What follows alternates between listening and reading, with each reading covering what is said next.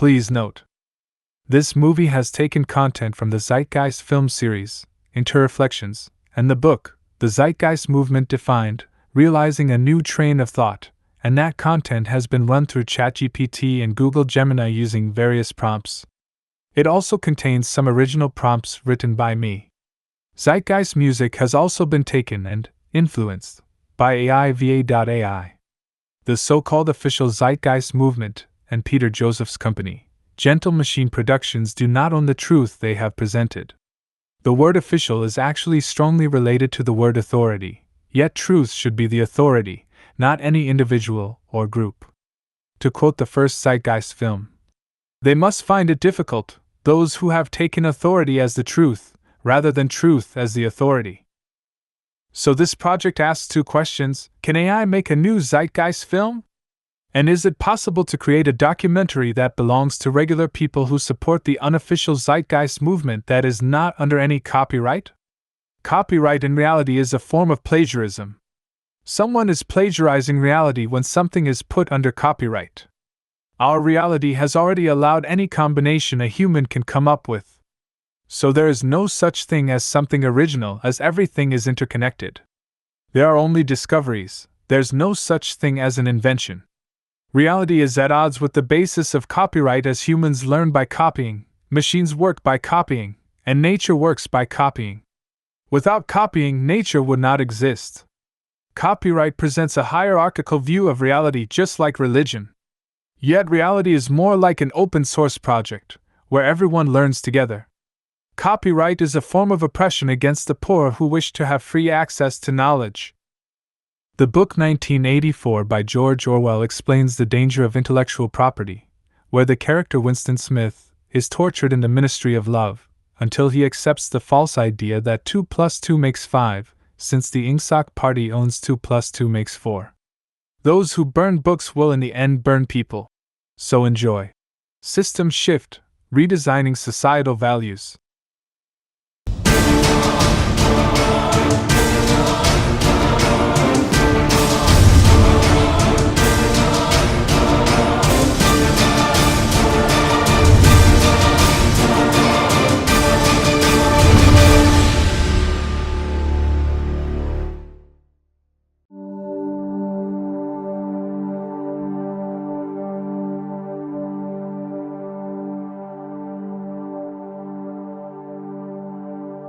In our current societal structure driven by trade and profit, there exists an unspoken addiction to monetary gain that disrupts the prospect of fair and equal exchanges. The prevailing global mindset seems steeped in an illusion, valuing superficiality over intellect, prioritizing competition and property ownership over sharing and communal harmony. Instead of embracing sustainable practices and preservation, we endorse wasteful consumption, favoring cost efficiency over technical efficiency. The prevailing energy sources are often unsustainable and polluting, disregarding cleaner, more abundant alternatives. Moreover, the prevalence of conflict and the profiteering from warfare have overshadowed the potential for peaceful collaboration that fosters genuine progress. It's an unfortunate reality we find ourselves in, and perhaps it's time to challenge this fraudulent social paradigm that undermines our collective well-being. In the realm of contemporary psychology, a term often evoked is maladjusted, resonating with frequencies that underscore the pursuit of an idealized state of adjustment. This ubiquitous word, sought after for its promise of averting psychological complexities, propels the desire for a well-adjusted life, steering clear of neurotic and schizophrenic tendencies. Yet, within this narrative of conformity, I find myself compelled to assert that there exist facets of our society and world to which I proudly proclaim my maladjustment. I invite all individuals of goodwill to share in this maladjustment, fostering an unyielding stance until the inherent injustices and deficiencies of our societies are rectified, urging for the realization of a greater good that transcends the confines of societal norms. The essence of genuine discovery and collective progress lies in the freedom to express thoughts openly.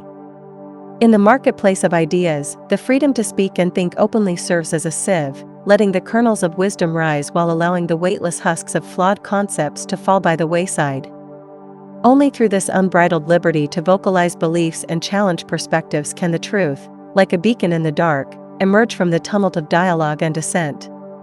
Without this liberty, the path to enlightenment remains obscured, and the voyage toward truth becomes a labyrinth without an exit.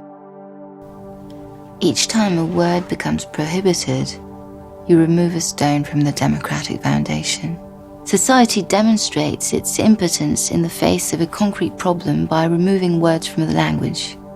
The book burners have nothing on modern society. The human qualities can be expressed in one word: hypocrisy. We elevate those who say right but mean wrong, and mock those who say wrong but mean right. Throughout history, the backdrop of human survival was dominated by the primal forces of nature, a ceaseless battle against the elements and the wild unknown.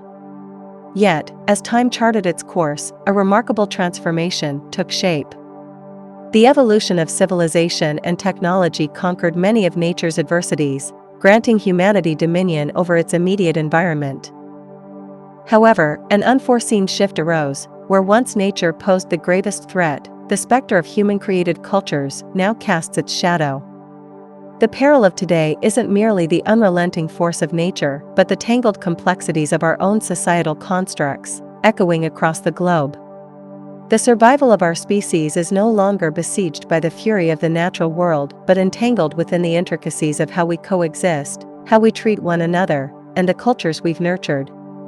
The true test of survival has become what we, as a species, are doing to each other within the constructs of our own creation. In the midst of societal decline, art serves as a mirror, reflecting the cracks and decay woven into the fabric of existence. Truthful art, in its raw and unfiltered form, doesn't shy away from showcasing the stark realities of a faltering society. It doesn't sugarcoat or hide the deterioration. Instead, it bravely exposes the cracks, the imperfections, and the shadows that haunt the collective conscience. Yet, its responsibility transcends mere reflection. Truthful art serves as a catalyst for change. It's not content to passively depict the world's fluctuations. Rather, it aspires to be an agent of transformation, igniting conversations, challenging perceptions, and nudging society toward the path of evolution and renewal. Art's solemn duty is not only to depict the change, but to actively participate in the journey of shaping a better tomorrow.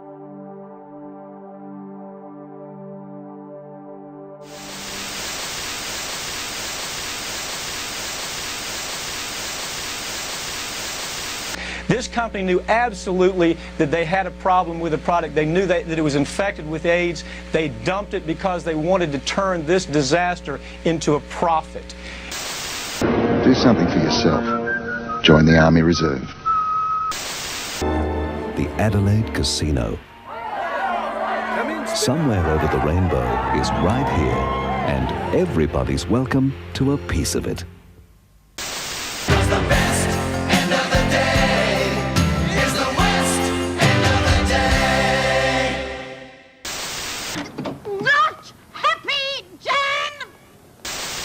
Find yourself in church this Sunday. Peter Popoff wants you to receive the miracle spring water to release prosperity in your life. The only question that matters is, are you hot? Nearly $33 trillion. That's what the U.S. national debt was as of early September 2023. Call me now. I'm waiting for you. Call 0055. It reckons there's about $270 billion worth of Australian home loans that are at risk of defaulting or being classified as severely stressed. More doctors smoke Camels than any other cigarette.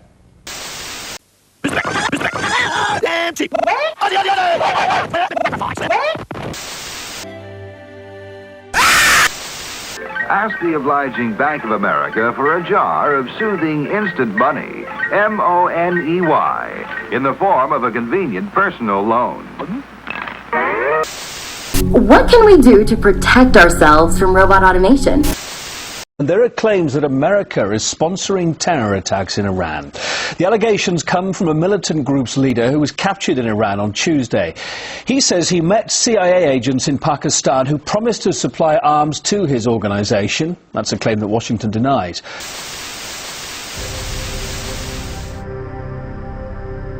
When thinking about society and mental health, there's a curious dynamic at play. It's often perceived as positive when individuals conform or adapt well to societal norms. However, from a different perspective, this conformity might not always align with genuine mental well-being. There seems to be an inherent conflict between fitting into a society's norms and what might be truly healthy for an individual's mental state. It's like a delicate balance where being well-adjusted to societal standards doesn't necessarily equate to being mentally healthy in a society that might not foster genuine well-being for its individuals. The human pursuit of acquisition, driven by the relentless desire for more possessions and material wealth, finds a poignant analogy in the game of Monopoly. The game encapsulates the essence of this pursuit, the unending quest for accumulation, the ruthless tactics employed to gain an upper hand, and the eventual realization that all these acquisitions are ephemeral, destined to return to the box. When you accumulate properties and wealth in the game Monopoly, there is a profound lesson that transcends the confines of a mere board game. Ultimately, everything acquired in the game, no matter how much one amasses, returns to a metaphorical box. There is a futility of an existence solely defined by the acquisition of material possessions. The game, a microcosm of human existence, reflects the societal drive toward accumulation, often leading to a cycle of deception, inequality, and monopoly. In this pursuit, individuals are ensnared in a never-ending quest for more wealth, more properties, and more acquisitions, yet these acquisitions fail to fulfill genuine human needs. The accumulation of material possessions becomes a myopic measure of success, and the societal narrative of wealth acquisition overshadows deeper human connections and true fulfillment. The ruthless immersion into the game Monopoly, mirroring the societal conditioning to relentlessly pursue wealth, unveils a stark reality. The allure of acquisition promises fulfillment, but as possessions accumulate, the ephemeral nature of materialism becomes apparent. The thrill dissipates, leaving an unsettling void that no amount of acquisitions can satiate. It prompts a crucial question, one that resonates beyond the game board: what truly matters? Beyond the ephemeral thrill of acquisition lies the quest for fulfillment rooted in genuine human connections, meaningful experiences, and a sense of purpose.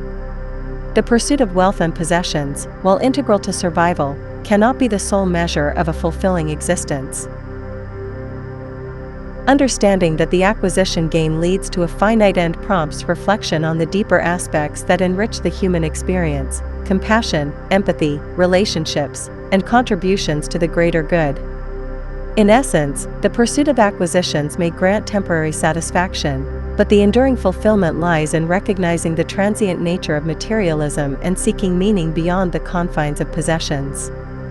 It's in acknowledging what truly matters, our connections, our values, our contributions, that the pursuit of a fulfilling life finds its purpose.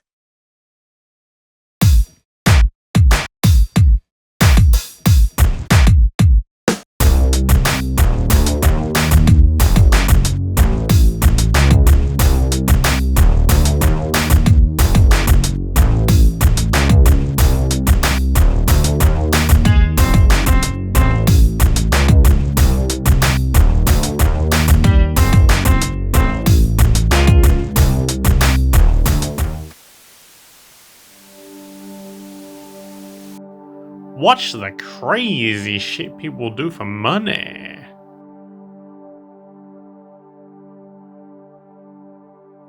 Money Talks. What's your price? Australia's #1 show is back.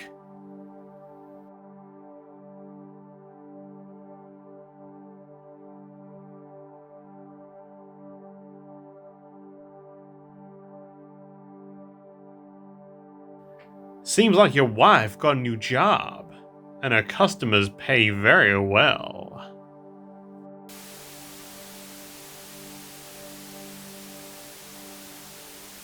You work away your life, and what does it get you? Smiles and faces? No. You get cash. Cash that can't buy back what the job takes. Not if you rode every seahorse in the world. Dad, why do I have to go to school? So you can get a job. But why do I need a job? So you can earn money. Continue ahead. But why do I need money? To buy the stuff that TV makes us want. But why do I need to buy stuff? Because if you didn't buy stuff, everyone would be out of a job and no one would have any money. Wait, so I have to work for the rest of my life to pay for stuff that I don't want just so everyone else can suffer the same horrible fate as me? Exactly. You just live your life without thinking, don't you? Jacques Fresco's journey from a young rebel refusing to conform to societal norms to a visionary challenging the fundamental structures of society encapsulates a profound narrative of critical thinking, social observation, and a fervent call for change. His defiance of the status quo, rooted in a refusal to blindly conform, laid the groundwork for a lifelong exploration into the flaws inherent in societal constructs. Fresco's refusal to pledge allegiance to the flag, emblematic of his early skepticism, reflected a refusal to accept societal norms without critical examination. His dissent was not merely an act of rebellion but a testament to his commitment to truth, refusing to subscribe to beliefs without evidence. Retreating into a self-made laboratory, Fresco embarked on a journey of self-education, delving into the realms of science and nature. His realization that the universe adheres to laws governed by science, and the recognition that human society is subject to these laws laid the foundation for his later critiques of societal structures. The turbulent times of the Great Depression and the devastation of World War II served as catalysts for Fresco's awakening. Witnessing the paradox of widespread suffering amid abundant resources and the squandering of human potential in the throes of war fueled his discontent with the established economic and social paradigms. Fresco's keen observations highlighted the absurdity of a system that allowed for such widespread deprivation while resources remained abundant. His astute calculation that the resources and efforts expended in war could have sufficed to meet global human needs showcased the stark inefficiency and irrationality of societal priorities. As he aged, his convictions remained unwavering. His disquietude stemmed from the perpetual waste of finite resources in pursuit of profit, the superficiality of materialistic values, and the grip of monetary powers over supposedly democratic structures. His unwavering call for change, echoing from the past to the present, is a stark reminder of the urgency to reassess and reconstruct societal systems. Fresco's journey embodies a relentless pursuit of truth, a fierce defiance of unjust norms, and a call for a paradigm shift towards a society guided by reason, empathy, and sustainability. His legacy urges us to challenge the entrenched systems that perpetuate inequality, exploitation, and environmental degradation. It prompts a critical evaluation of our societal values and priorities, advocating for a shift from profit-driven economies to systems that prioritize human well-being and the preservation of our planet. In essence, Fresco's impassioned plea resonates through the ages, a resounding call to discard obsolete systems and forge a new path toward a more equitable, sustainable, and humane future. His unwavering conviction that this shit's got to go echoes as a rallying cry for transformative change, inspiring us to confront the shortcomings of our current structures and work toward a world that aligns with the principles of justice, compassion, and ecological stewardship.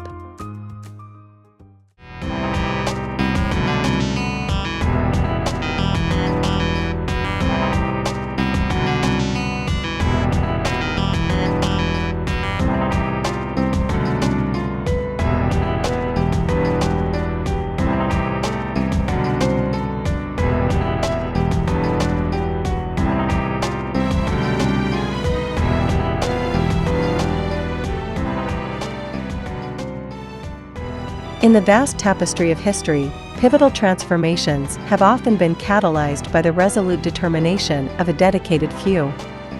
The collective force of a small group of individuals, driven by unwavering commitment and thoughtful action, has proven to be a catalyst for monumental change. Throughout time, these passionate advocates have ignited revolutions, challenged norms, and reshaped the trajectory of societies. Their profound impact echoes the belief that authentic change arises not solely from sheer numbers, but from the unwavering dedication and purposeful endeavors of a committed few, standing as a testament to the potential of human determination and unity.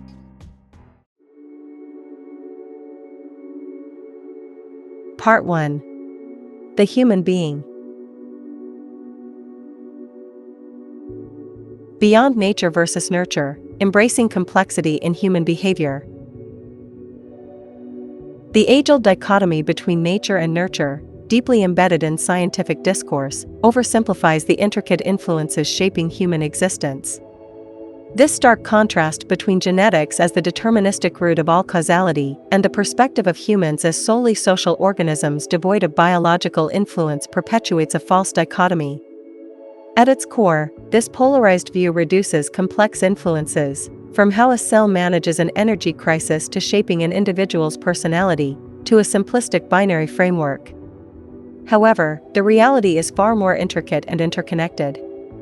Understanding biology necessitates acknowledging the profound interplay between genetics and the environment.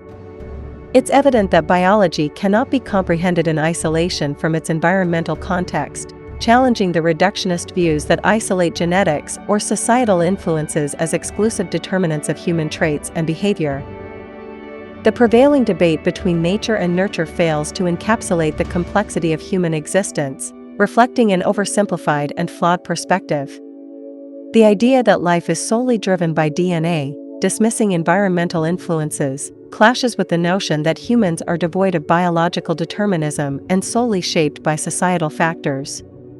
Instead, what emerges is the inextricable link between biology and environment. This interconnectedness underscores the impossibility of isolating biology from its environmental context. Human biology doesn't exist in a vacuum, it's shaped and influenced by myriad environmental factors, underscoring the inadequacy of rigidly subscribing to either deterministic genetic perspectives or solely social influences in understanding the complexity of human biology and behavior. The misconception that human behavior is solely determined by genetics perpetuates a dangerously deterministic view of life, undermining the complexity and fluidity of human nature.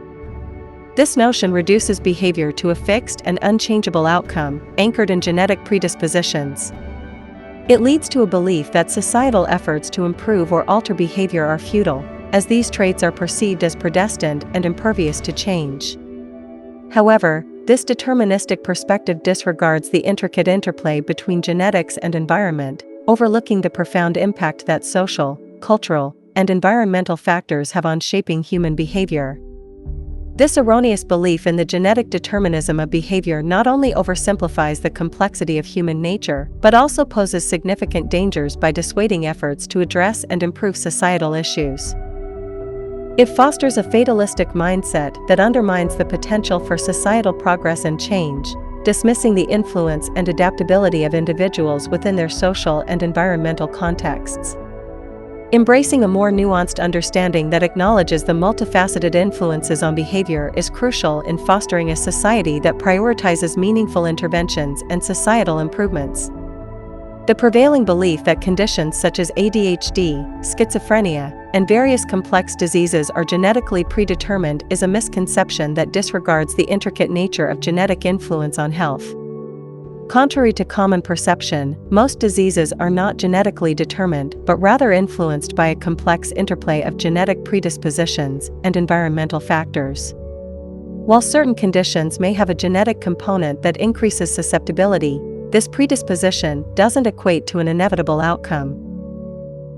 Diseases like heart conditions, cancers, autoimmune disorders, and mental health issues showcase this complexity, where genetic predispositions exist but do not serve as absolute determinants of illness.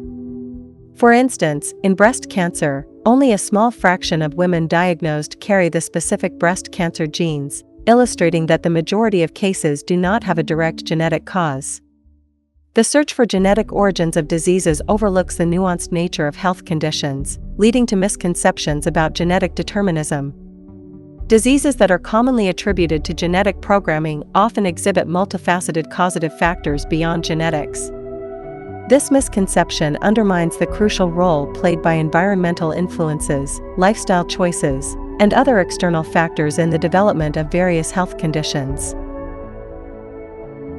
Understanding that genetics merely contribute to a predisposition rather than solely dictate disease occurrence is pivotal in shaping approaches to healthcare and highlighting the significance of holistic interventions that consider both genetic susceptibility and environmental influences.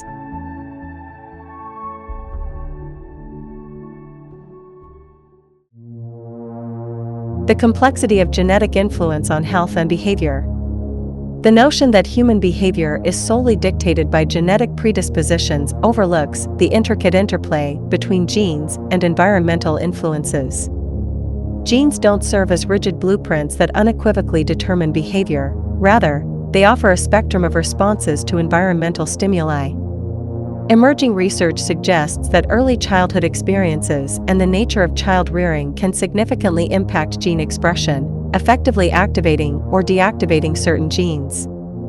These influences contribute to molding an individual's developmental trajectory, aligning their responses with the demands of their environment. In essence, genes don't predestine behavior, but rather offer varying responses to the environment, showcasing the plasticity and adaptability of human nature in response to external factors.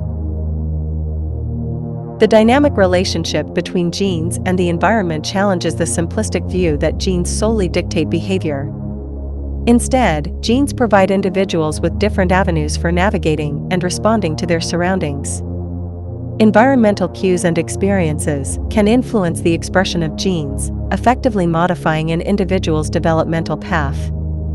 This realization underscores the complex interplay between genetic predispositions and environmental factors, emphasizing the adaptability and responsiveness of human behavior to the demands of the world in which individuals find themselves. Ultimately, this understanding highlights the multifaceted nature of human behavior, debunking the notion that behavior is rigidly predetermined by genetics and underscoring the role of environment in shaping human responses and actions. The impact of childhood abuse on the brain's genetic makeup highlights the significant role of environmental experiences in shaping genetic expression. A study conducted on suicide victims in Montreal revealed a profound correlation between childhood abuse and genetic alterations within the brain. Autopsies showed distinct genetic changes present in the brains of young adults who had suffered childhood abuse, changes absent in individuals who had not experienced such trauma. This phenomenon illustrates an epigenetic effect, wherein environmental factors, in this case, childhood abuse, trigger alterations in genetic expression. These changes at the genetic level underscore the profound influence of environmental experiences in activating or deactivating specific genes, emphasizing the intricate interplay between external factors and genetic responses within the brain. The study's findings illuminate the dynamic relationship between environmental influences and genetic expression within the brain.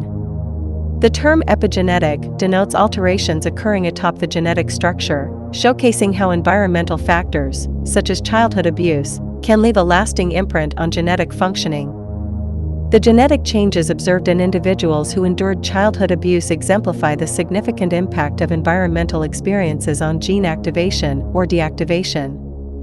This pivotal revelation highlights the capacity of external influences to modify genetic expression within the brain, shedding light on the intricate mechanisms through which environmental factors mold and influence brain function and development. The complex interplay of genes and environment in shaping behavior, beyond biological determinism. The Dunedin study conducted in New Zealand, tracing the lives of several thousand individuals from birth into their 20s, unveiled a nuanced relationship between genetic predisposition and violent behavior. Within this research, scientists identified a genetic mutation associated with a propensity toward violence. However, a critical revelation emerged: this abnormal gene alone did not heighten the likelihood of violent tendencies in individuals. Surprisingly, those carrying this genetic anomaly displayed a lower rate of violence compared to individuals with normal genes when not subjected to severe child abuse. This finding highlights that the presence of the abnormal gene did not independently predispose individuals to violence. Rather, the crucial determinant appeared to be the interaction between this genetic factor and experiences of severe childhood abuse. The Dunedin study's revelations underscore the intricate interplay between genetic predisposition and environmental factors, particularly childhood experiences of abuse, in shaping behaviors like violence. It elucidates that while certain genetic mutations may have a relationship with propensities for certain behaviors, the manifestation of these tendencies is contingent upon environmental interactions. The study challenges the oversimplified notion that genes unilaterally dictate behavior, emphasizing instead the pivotal role of environmental factors, especially childhood experiences, in influencing and modulating the expression of genetic predispositions toward violent behavior. Research involving gene manipulation in mice showcases the limitations of perceiving genes as the sole determinants of complex traits such as intelligence. By knocking out a specific gene related to learning and memory in mice, scientists observed a decline in the mice's ability to learn. This finding appeared to suggest a genetic basis for intelligence. However, what often goes unacknowledged is the pivotal role of the environment in influencing genetic outcomes. Subsequent experimentation revealed that genetically impaired mice raised in enriched, stimulating environments exhibited a remarkable reversal of their learning deficit. This critical observation underscores the profound impact of environmental factors in mitigating or even nullifying the effects of genetic impairment, challenging the conventional perception of genes as the exclusive drivers of behavior or traits. The implications of this study extend beyond the simplistic attribution of behaviors solely to genetics. It highlights the intricate interplay between genes and the environment, emphasizing that genetic contributions interact with environmental stimuli in shaping an organism's responses. This dynamic interaction underscores that genes might influence an organism's predisposition or readiness to confront specific environmental challenges rather than determining a fixed outcome. The study underscores the inadequacy of adhering to the outdated notion that behaviors or traits are exclusively governed by genetics, cautioning against the potential dangers of perpetuating such misconceptions, which echo historical contexts like eugenics and oversimplify the complexities of genetic and environmental interactions. Attributing behaviors solely to biology and genetics, while neglecting the influential role of social environments, presents significant dangers in understanding and addressing societal issues. This biological hypothesis, if accepted uncritically, poses considerable risks, fostering a perspective that absolves the responsibility of addressing social conditions that contribute to problematic behaviors. Such a viewpoint might lead to fatalistic conclusions, where individuals are seen as predetermined to exhibit violent tendencies due to their biological disposition. Consequently, this stance could rationalize punitive measures as the sole recourse, disregarding the imperative of altering social environments and the underlying conditions that foster violence. Embracing this perspective potentially overlooks the essentiality of addressing societal factors and dismissing the transformative potential of creating supportive, nurturing environments that mitigate violent predispositions. Relying solely on biological explanations for behaviors, while disregarding the influence of social contexts, can have detrimental consequences in shaping societal responses to problematic behaviors. If the focus remains fixed on genetic predispositions to violence without acknowledging the impact of social environments, it could inadvertently reinforce a mindset that favors punitive measures over proactive social interventions. This reductionist view might lead to fatalistic attitudes, negating the importance of altering societal conditions that contribute to violent behaviors. Neglecting the role of social preconditions in fostering violence could impede efforts aimed at societal reform, ultimately hindering the creation of nurturing, supportive environments that offer alternatives to punitive measures and pave the way for meaningful societal change. The legal and prison systems are often seen as the primary means of addressing crime and antisocial behavior in society. However, these systems often fail to address the root causes of such behavior, leading to a cycle of incarceration and recidivism. Societal efforts often focus on punishments like prisons and police, which are costly. However, addressing poverty, a root cause of crime, is not given enough attention or financial resources. Poverty is a pervasive issue that affects millions of individuals and families worldwide. It is characterized by a lack of access to basic necessities such as adequate housing, food, healthcare, and education. Living in poverty often leads to limited opportunities, social isolation, and exposure to criminogenic environments. Research has consistently shown a strong correlation between poverty and crime, as individuals struggling to meet their basic needs may resort to illegal activities as a means of survival or to escape their circumstances. To effectively address crime, it is crucial to recognize the role of poverty and other socioeconomic factors in shaping behavior. Society needs proactive solutions beyond punishment, investing in poverty alleviation, education, healthcare, and community development to address crime's root causes. Laws, often reactive, attempt to solve specific issues, but may miss broader implications or create unintended consequences due to their narrow focus and inability to address complex social problems comprehensively. The genetic fallacy, evading systemic accountability. The tendency to attribute human flaws or societal issues solely to genetics provides a convenient escape from acknowledging the deeper-rooted societal, economic, and historical factors that contribute to problematic behaviors or systemic challenges. This oversimplification often manifests as a belief that any individual dissatisfaction or antisocial conduct stems from inherent genetic flaws rather than examining the broader societal structures. The allure of the genetic argument lies in its capacity to absolve established systems, particularly capitalism, from culpability by redirecting focus onto individual genetic predispositions.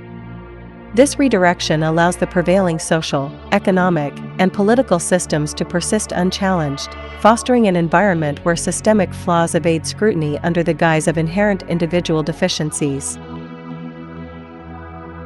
Contrasting the fallibility ascribed to human beings, the market or capitalism is often idealized as a flawless social system, shielded from critical assessment. The allure of portraying capitalism as an infallible mechanism lies in its capacity to evade scrutiny and sustain its dominant position in societal discourse. This portrayal perpetuates the belief that any dissatisfaction or discord within society is due to individual deficiencies, diverting attention away from the structural inadequacies inherent in the economic and social systems. Consequently, the systemic issues embedded within capitalism remain obscured, allowing the prevailing system to persist unchallenged and absolved from accountability for perpetuating societal challenges. The paradox of addiction, societal reverence for destructive behaviors. Addiction, in a broader sense, encompasses any behavior marked by an intense craving, temporary relief, and long-term adverse effects, coupled with a loss of control over the behavior. While conventional notions of addiction often revolve around substances like drugs, the spectrum extends far beyond. Workaholism, compulsive shopping, gambling, excessive internet use, or immersion in video games are among the myriad behavioral addictions prevalent in society. Beyond these, there's the often overlooked addiction to power or acquisition, observed in individuals or corporations perpetually seeking more, irrespective of the detrimental consequences. Strikingly, these socially impactful addictions, causing immense harm, often receive societal endorsement and are regarded as respectable pursuits, despite their catastrophic repercussions. However, the societal perception of addiction and what is deemed respectable is paradoxical. Behaviors leading to widespread social harm, such as the addiction to power, wealth, or profit, often evade significant censure. Executives steering tobacco corporations, thriving on profit despite the fatal consequences of tobacco smoke-related illnesses claiming millions of lives annually, exemplify this dichotomy. Their addiction to profit remains untouched by legal or social consequences, their actions deemed respectable within the corporate landscape. This paradoxical acceptance of destructive addictions, glorifying pursuits that lead to societal harm, highlights a disconcerting reality, where the greater the detriment caused by an addiction, the more socially revered and shielded it tends to be, creating a baffling double standard within society's perception of addiction. Unveiling the multifaceted nature of addiction, beyond inherent qualities and towards understanding susceptibility. There is no war on drugs, because you can't have a war on inanimate objects. There is only a war on drug addicts. Which means we are warring on the most abused and vulnerable segments of our society. The prevailing myth surrounding addiction often links the addictive nature solely to substances or specific behaviors. This misconception fuels the approach of the war on drugs, operating under the premise that by cutting off the source of drugs, addiction can be eradicated. However, a broader understanding of addiction defies this notion, indicating that no substance or behavior, in isolation, possesses inherent addictiveness. For instance, not everyone who engages in shopping becomes a shopaholic, and not every individual consuming alcohol will develop alcoholism. Instead, the crux lies in the vulnerability or susceptibility of an individual to the potentially addictive substance or behavior. The fusion of a predisposed individual with a substance or behavior with addictive potential is what facilitates the emergence of addiction, challenging the simplistic view that substances or behaviors themselves are inherently addictive. Therefore, the primary consideration in comprehending addiction rests not on the inherent addictive qualities of substances or behaviors, but on understanding the individual susceptibility factors that pave the way for addiction to take root. It's this intersection between an individual's susceptibility and the potential addictiveness of a substance or behavior that fosters the development of addiction.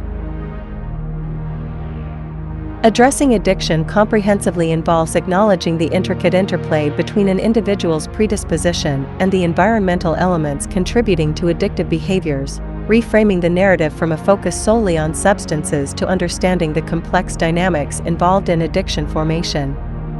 Understanding the susceptibility to addiction involves delving into the impact of life experiences on an individual's predisposition, contrary to the outdated belief in a solely genetic basis for addiction. Scientifically, the notion that addictions stem primarily from genetic causes lacks credibility. Instead, it's the culmination of life experiences that render individuals susceptible to addictive tendencies. These experiences not only mold an individual's personality and psychological needs, but also intricately shape the very structure of their brains. Remarkably, this process of susceptibility doesn't commence post-birth, but begins during fetal development in utero, emphasizing the profound impact of early environmental factors on an individual's vulnerability to addiction. Studies have underscored the profound effect of prenatal experiences on the predisposition toward addictive traits in individuals. The developmental trajectory isn't solely determined by genetic factors, but is markedly influenced by the environmental factors, particularly the psychological and social milieu in which an individual is nurtured. It's evident that the biology of human beings isn't isolated from their experiences. Rather, it's substantially molded and influenced by the life experiences encountered during the crucial stages of prenatal development, emphasizing the critical role of early environmental influences in shaping susceptibility to addiction. Stress breeds addiction, addiction fuels consumption, and consumption drives profits in a market-driven society. It's a vicious cycle perpetuated by profit-seeking corporations at the expense of individual well-being and societal harmony. To break free, we must shift towards a paradigm that values holistic well-being over profit margins. Before birth and beyond, the enduring impact of prenatal experiences on human development. The impact of an environment on an unborn child begins long before their birth. As early as fetal development, the environment, predominantly influenced by the mother's physiological state, significantly shapes the unborn child's biological programming. The conditions experienced during pregnancy, including hormonal levels and nutrient availability in the maternal circulation, play a pivotal role in influencing the fetus's developmental trajectory. A poignant illustration of this is witnessed in the Dutch hunger winter of 1944, where the scarcity of food due to Nazi occupation led to starvation among many. Fetal exposure to this starvation during the second or third trimester resulted in a profound lesson for the body, prompting a perpetual adaptation in how it handles nutrients.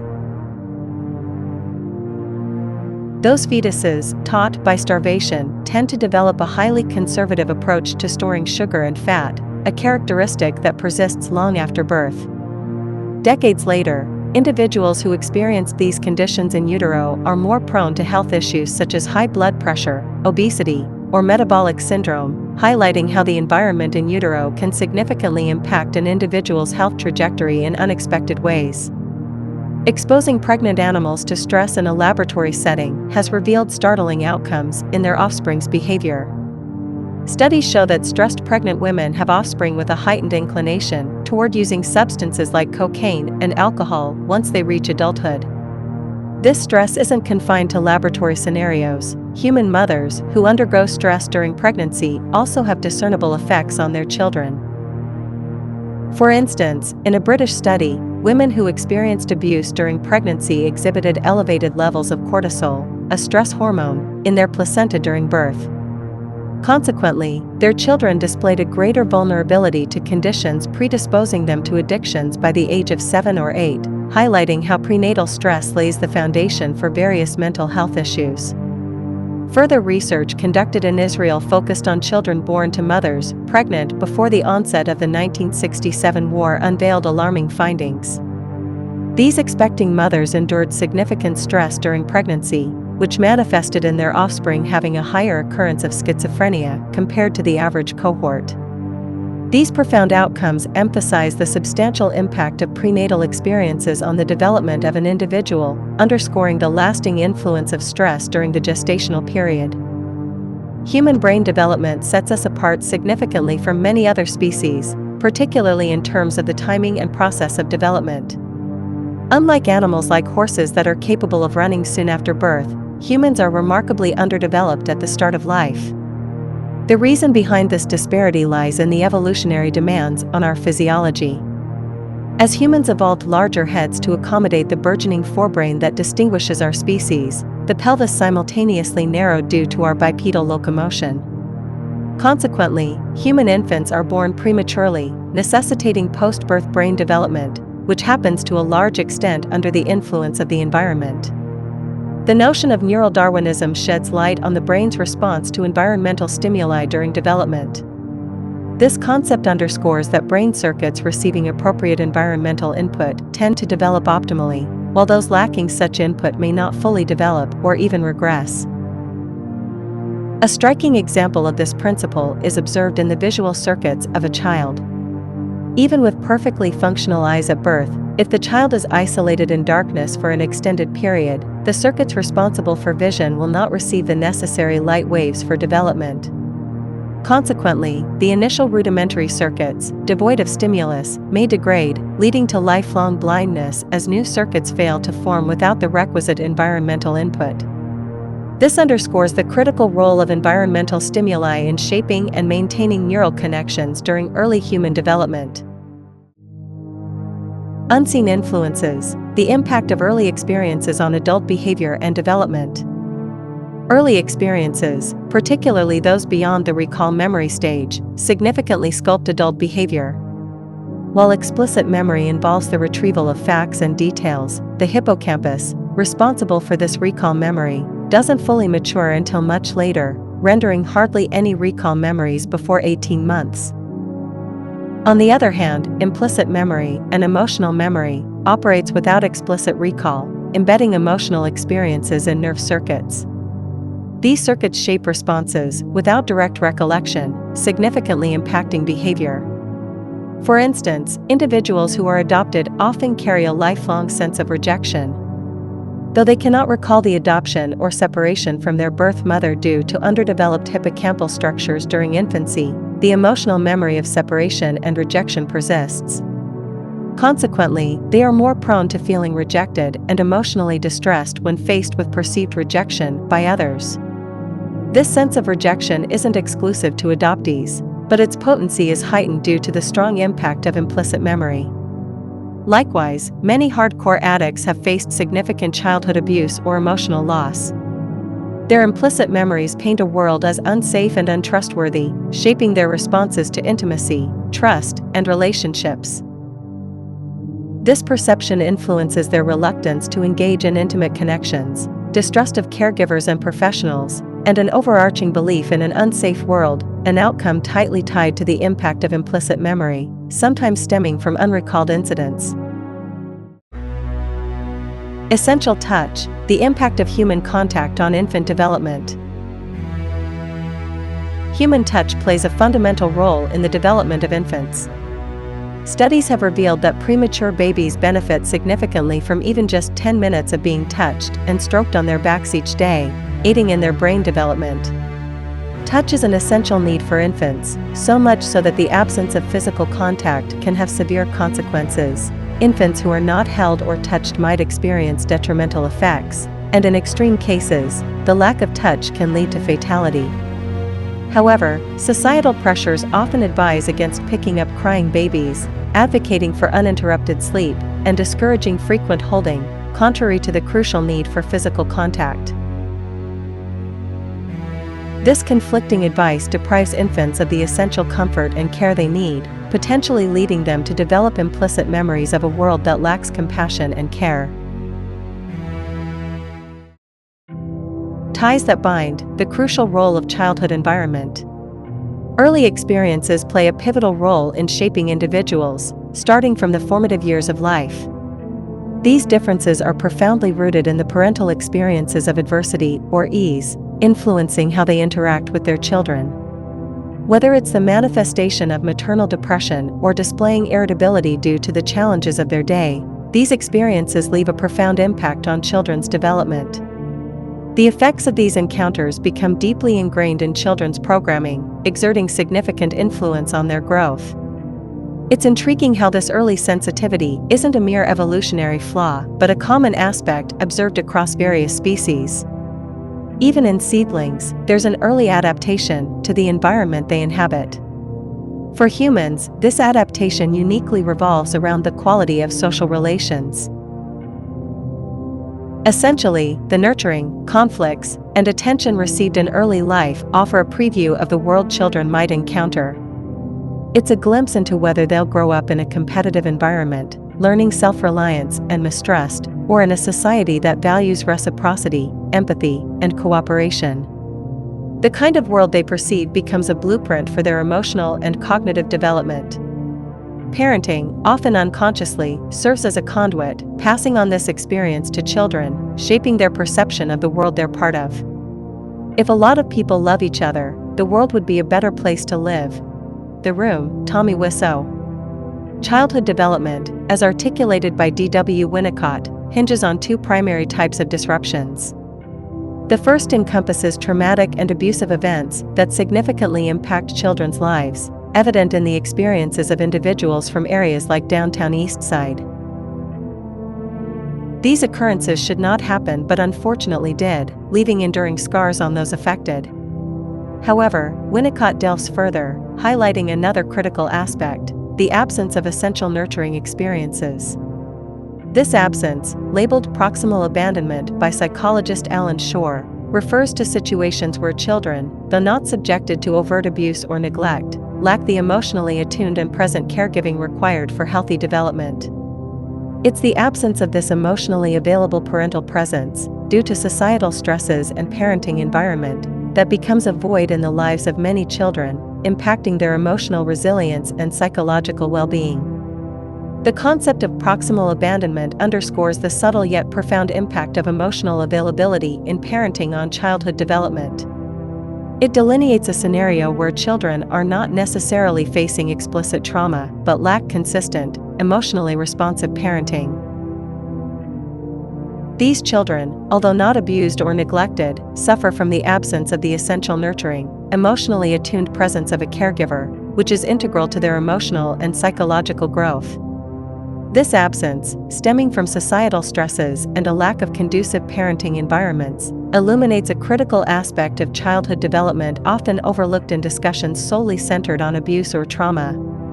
Dr. James Gilligan dedicated roughly 4 decades of his life to an unwavering pursuit, delving into the depths of human violence by engaging with society's most notorious offenders.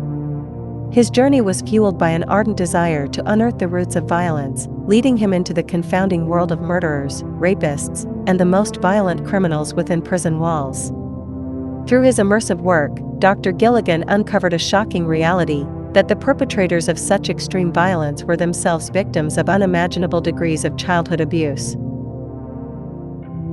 This revelation shattered conventional understandings of what constituted child abuse, exposing the harrowing depth of maltreatment experienced by children in society. The violent individuals Dr. Gilligan encountered were not just perpetrators, they were survivors, having endured attempted murders, often inflicted by their own parents or individuals within their social milieu.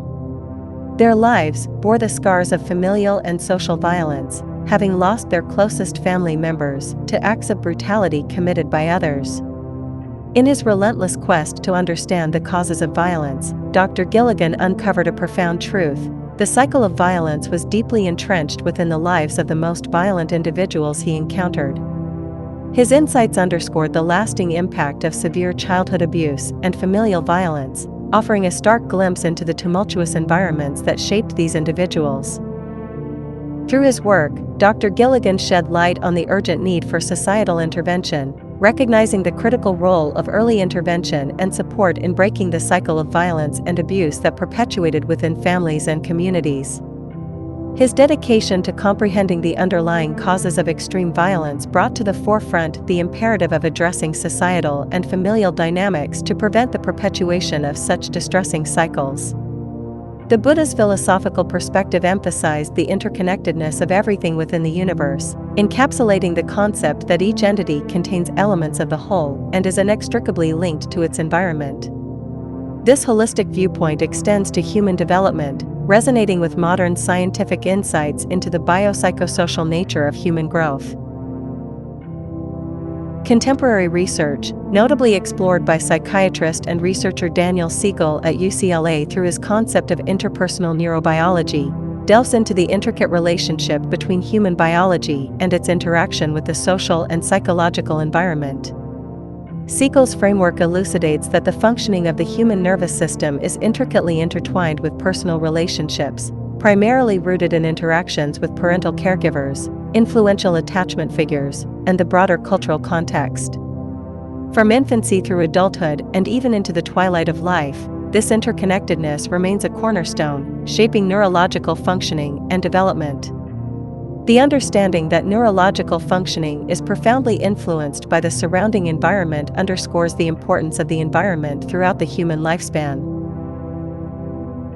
This concept illuminates that the quality of personal relationships and the broader cultural milieu significantly impact not only the development of the nervous system during infancy and childhood, but also continue to shape neurological functions in adulthood and later stages of life. It emphasizes the vital role of nurturing, supportive relationships in molding brain development, underscoring the lifelong impact of social and cultural environments on neurological functioning. This holistic perspective challenges the notion of isolating human biology from its surroundings, emphasizing the integral connection between individual development and the dynamic interplay with the environment. Understanding the broken windows effect in criminology. The proliferation of graffiti, even when not obscene, confronts the subway rider with the inescapable knowledge that the environment he must endure for an hour or more a day is uncontrolled and uncontrollable, and that anyone can invade it to do whatever damage and mischief the mind suggests. The broken window effect, often referred to as the broken windows theory, is a criminological concept suggesting that visible signs of disorder and neglect in a community can lead to an increase in both petty crime and more serious criminal behavior. The theory was popularized by James Q. Wilson and George L. Kelling in 1982. It uses the analogy of a broken window in a building. If a broken window in a building is left unrepaired, it sends a signal that no one cares about the property. Consequently, this encourages further vandalism and more serious crimes, as the lack of maintenance conveys an atmosphere of lawlessness and neglect. The theory posits that the presence of disorderly and unkempt environments fosters an environment conducive to criminal activity. The broken windows theory emphasizes the importance of maintaining order and addressing minor signs of disorder and vandalism in a community to prevent more serious crimes from occurring. It suggests that by addressing small issues promptly, communities can create an environment that discourages criminal behavior and promotes a sense of order and safety. This theory has been influential in shaping policing strategies and community policing approaches in various urban settings. However, its effectiveness and application have been subject to debate among criminologists and policymakers. Classical music has been employed as an unconventional yet effective tool in deterring crime, resonating with the concept of the broken window effect. The theory suggests that improving the social environment can significantly reduce criminal activities. In this context, playing classical music in public spaces serves as a mechanism to elevate the ambience, signaling a sense of orderliness and care for the surroundings. It contributes to creating an environment that discourages antisocial behavior by promoting a sense of respect and civility. The presence of classical music not only enriches the atmosphere but also fosters a more positive social environment, potentially deterring potential criminal activities by invoking a sense of community pride and responsibility for shared spaces. Shifting landscapes, tracing humanity's journey from egalitarianism to conflict. Throughout history, human societies have traversed diverse landscapes, experiencing an array of societal structures. Egalitarianism found its roots in early human societies, particularly among hunter-gatherer communities that thrived on principles of food sharing and reciprocal exchanges. These small, tightly knit groups predominantly survived through foraging, with limited hunting, fostering environments where individuals were deeply connected through kinship ties, often spanning extended families or known acquaintances. Material culture was relatively sparse, and social fluidity between groups was common, characterized by a world where interpersonal relationships and community bonds held paramount significance. This era of human existence, marked by its simplicity and close-knit social fabric, notably bore fewer traces of organized group violence, contrasting starkly with later periods of human history marked by such conflict. The question then arises, how did humanity diverge from this less violent, egalitarian existence into more contentious and organized societal frameworks? Violence within human societies exhibits immense diversity and isn't uniformly distributed across different cultures. Some societies stand as exemplars of near-absent violence, portraying remarkably low levels of aggression. Certain Anabaptist religious groups, such as the Amish, Mennonites, and Hutterites, adhere strictly to pacifism. Remarkably, among the Hutterites, there's a complete absence of recorded homicide cases, reflecting the profound commitment to nonviolence within these communities. During periods of significant conflict, like World War II, members of these groups preferred imprisonment over military service, staunchly adhering to their pacifist beliefs. In regions like the kibbutzim in Israel, characterized by exceptionally low violence levels, criminal courts sometimes employ a unique approach, sending offenders who have committed violent crimes to live in these communities. The rationale behind this unconventional measure is for these individuals to learn and adopt the nonviolent lifestyle prevalent within the kibbutzim, highlighting the powerful impact of such peaceful living environments on shaping behavior. Our identities, perceptions, and even our beliefs about life are deeply influenced by the societies we inhabit.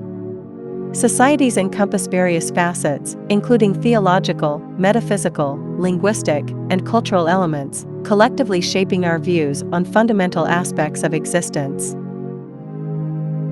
These societal influences guide our understanding of core concepts, whether life revolves around sin or beauty, whether our actions impact an afterlife, and other existential considerations.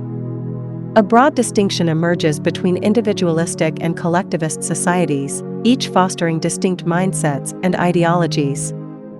For instance, in the United States, an epitome of individualism, capitalism fuels a narrative of limitless potential for upward mobility, but also correlates with diminishing safety nets. In such stratified societies, the social structure limits symmetrical, reciprocal relationships, resulting in fewer peers and instead fostering a landscape of hierarchical structures. Consequently, a society with limited reciprocal partnerships often witnesses a decline in altruistic behavior. In an individualistic society like America, the dynamics of capitalism form a stark backdrop. The promise of ascending the societal pyramid corresponds to a reduction in safety nets, a trade-off inherent in this pursuit of upward mobility. This societal structure shapes relationships characterized by differing statuses and entrenched hierarchies, diminishing the prevalence of symmetrical, reciprocal partnerships. As the number of peers decreases, altruism within the society diminishes, reflecting the impact of societal structures on individual behaviors and values. The emphasis on personal advancement within such systems inherently fosters a competitive ethos, limiting the space for mutual, reciprocal relationships and, subsequently, altruistic behavior within the societal framework. Understanding the nature of human beings is a complex task, one that encompasses the vast spectrum of social and behavioral variability found within our species. Despite our inherent nature, humans exhibit an unparalleled capacity for social diversity, boasting an array of beliefs, familial structures, and child-rearing practices that highlight our extraordinary adaptability. However, in societies rooted in competition and often marked by exploitation, the prevailing ideology tends to justify ruthless behavior by attributing it to an inherent, unchangeable human nature. A prevailing myth perpetuated in such societies is that humans are naturally competitive, individualistic, and inherently selfish. Yet, the reality starkly contrasts with this notion. At the core of human nature lie certain fundamental needs for companionship, love, acceptance, and connection. When these needs are fulfilled, individuals tend to develop traits marked by compassion, cooperation, and empathy for others.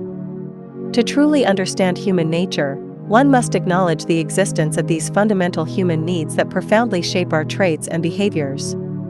The concrete expression of human nature emerges from the fulfillment or deprivation of these needs. The innate requirement for connection and acceptance leads to the development of compassionate and cooperative traits when these needs are met. Conversely, when individuals face a deficit in having their fundamental needs fulfilled, a distortion of human nature emerges, manifesting as traits contrary to their intrinsic potential. This disparity between innate needs and the actualized traits observed in society underscores the profound impact of unmet human needs in shaping behaviors and societal dynamics. Understanding the human organism's adaptability to diverse conditions and its inherent need for positive environmental stimuli while guarding against detrimental influences highlights a crucial societal responsibility.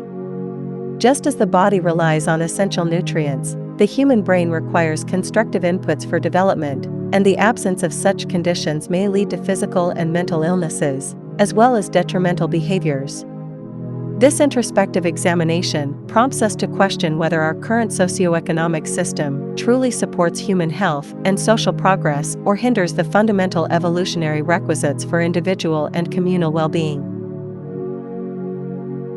Scrutinizing the contemporary societal landscape reveals a need to assess its alignment with the essential requirements for human health and societal advancement, raising concerns about whether our societal framework adequately fosters environments conducive to meeting these critical human needs.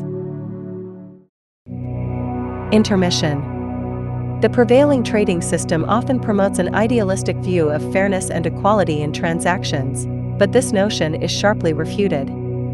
Instead, trading, at its core, operates under the guise of equality while covertly fostering deception to secure a better outcome for one party. This system perpetuates a cycle of hidden coercion, effectively enforcing a monopolistic environment that inherently undermines public health for both affluent and marginalized segments of society. In this realm, politics merely emerges as a facade layered atop the trading structure, rendering the notion of influencing change through economic participation futile in the larger scheme. The semblance of fairness and equality in trading is a veil concealing a subtle conspiracy, sowing seeds of disparity and inequality rather than fostering genuine equity. The pervasive issues within our societal fabric are not a product of inherent human nature, but rather stem from widespread ignorance and unwavering blind adherence to established norms. While trading ostensibly upholds principles of exchange, it subtly embodies qualities reminiscent of organized crime. The mechanics of trade, inherently embedded with deceptive elements, perpetuate a system that thrives on clandestine agendas and perpetuates societal challenges. Acknowledging this fundamental distortion within the trading paradigm is pivotal in addressing the root causes of social disparities and fostering a more equitable and just societal structure.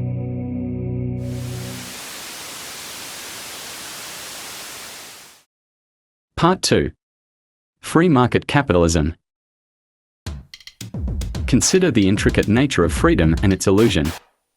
There's a curious irony in the idea that sometimes individuals who believe they possess absolute freedom might unknowingly be confined by their own convictions. The illusion of liberty, when mistaken for actual autonomy, can lead to a profound sense of entrapment. It's a reminder of the complexity inherent in understanding true freedom, suggesting that perceived independence might conceal underlying limitations or constraints. This concept hints at the deeper layers within the human psyche, where the perception of freedom might differ vastly from the actual reality of it. It's all about money, not freedom. If you think you're free, try going somewhere without money, okay? The love of money is the root of all evil. No one can serve two masters. Either you will hate the one and love the other, or you will be devoted to the one and despise the other. You cannot serve both God and money. Do you want to make some money? The misconception of the money sequence of value, how economic theory overlooks the true drivers of well-being. The origins of our current economic system can be traced back to John Locke's introduction of the concept of property. Locke's theory of property included three conditions: that there must be enough left over for others, that it must not be allowed to spoil, and that it must be mixed with one's labor. Initially, Locke presented a compelling argument for private property, but he later abandoned these provisos when he introduced the concept of money. This led to a significant shift, as money became a means to acquire property, regardless of whether it was earned through labor or not. Adam Smith further developed Locke's ideas by introducing the concept of the invisible hand of the market. According to Smith, the market would naturally regulate itself to achieve equilibrium between supply and demand. This notion essentially deified the market, as it was now seen as an autonomous entity that would ensure the efficient allocation of resources. Smith also believed that the poor would be limited by the scarcity of subsistence and that nature would deal with this by eliminating their children. This callous view of the poor highlighted his blindness to the immense suffering caused by poverty and inequality. The ideas of Locke and Smith have had a profound impact on modern economics and society. Their theories have contributed to the rise of capitalism and the belief in the self-regulating nature of the free market. However, the flaws in their theories, such as the lack of consideration for social justice and the environment, have led to many of the problems we face today, including inequality, poverty, and ecological destruction. Adam Smith, the father of modern economics, proposed the concept of the free market based on the exchange of tangible goods necessary for survival. However, the rise of financial trading, where money is made solely by moving money, has diverted the focus of economic activity away from tangible goods. This shift is rooted in Smith's treatment of money as a commodity, but it has led to the pursuit of money for its own sake, detached from its productive value. The pursuit of financial gain, driven by the money sequence of value, has become the primary economic motivator in virtually every economy worldwide, regardless of their social system. This has overshadowed the foundational life sequence of value, which emphasizes the well-being of individuals and society. The result is a situation where economic activity is dominated by financial transactions and speculative investments, often at the expense of the real economy and societal well-being. The decoupling of the money sequence of value from the foundational life sequence of value has led to a profit-oriented mindset that disregards social and environmental responsibility. This has contributed to a system where economic success is measured solely in terms of financial gain, often at the expense of sustainable development and the well-being of future generations. Realigning the focus back to the life interest is crucial for creating an economic system that prioritizes societal needs and fosters true progress. God doesn't make the world this way. We do. Economic doctrine has been muddled by a fundamental misunderstanding, the belief that the money sequence of value directly leads to the life sequence of value. This misconception arises from the notion that increased sales, rising gross domestic product, and other economic indicators automatically translate into enhanced well-being, leading to the assumption that GDP can serve as a reliable barometer of societal health. This confusion stems from the conflation of the money sequence of value, which encompasses monetary transactions and revenues from goods sold, with the life sequence of value, which represents the processes that sustain and enhance life. By conflating these two distinct sequences, economic theory has built in a fundamental flaw that becomes increasingly perilous as the money sequence of value becomes detached from actual value creation. Economics is not a science. This systemic disorder has dire consequences. As the money sequence of value diverges from the production of tangible value, it transforms into a self-perpetuating cycle of financial transactions that no longer reflect genuine economic activity. This decoupling leads to a situation where economic growth and financial gains are achieved without a corresponding increase in well-being or sustainability. In essence, the current economic system suffers from a structural flaw that renders it both unsustainable and detrimental to societal well-being. This systemic disorder poses a significant threat and demands urgent attention and fundamental restructuring. The insanity of our economic system, prioritizing profit over well-being, sustainability, and justice. In today's society, we often rely on economic indicators like GDP, CPI, and stock market value to measure our progress. However, these measures do not accurately reflect the well-being, happiness, trust, or social stability of a society. They only measure the flow of money and do not provide any insight into the quality of people's lives. Take GDP, for instance. Often touted as a measure of national prosperity, it simply reflects the total value of goods and services produced. Yet GDP does not differentiate between goods and services that contribute to our well-being and those that do not. For example, the GDP would increase if we spent more money on healthcare, even if it meant that people were getting sicker. This is because healthcare spending is counted as a positive contribution to the economy, regardless of whether it actually makes people healthier or not. GDP, CPI, and other economic indicators are important tools for measuring certain aspects of a country's economy. However, they do not provide a complete picture of our progress. To truly understand the well-being of our society, we need to look at a wider range of indicators, including measures of health, happiness, trust, and social stability.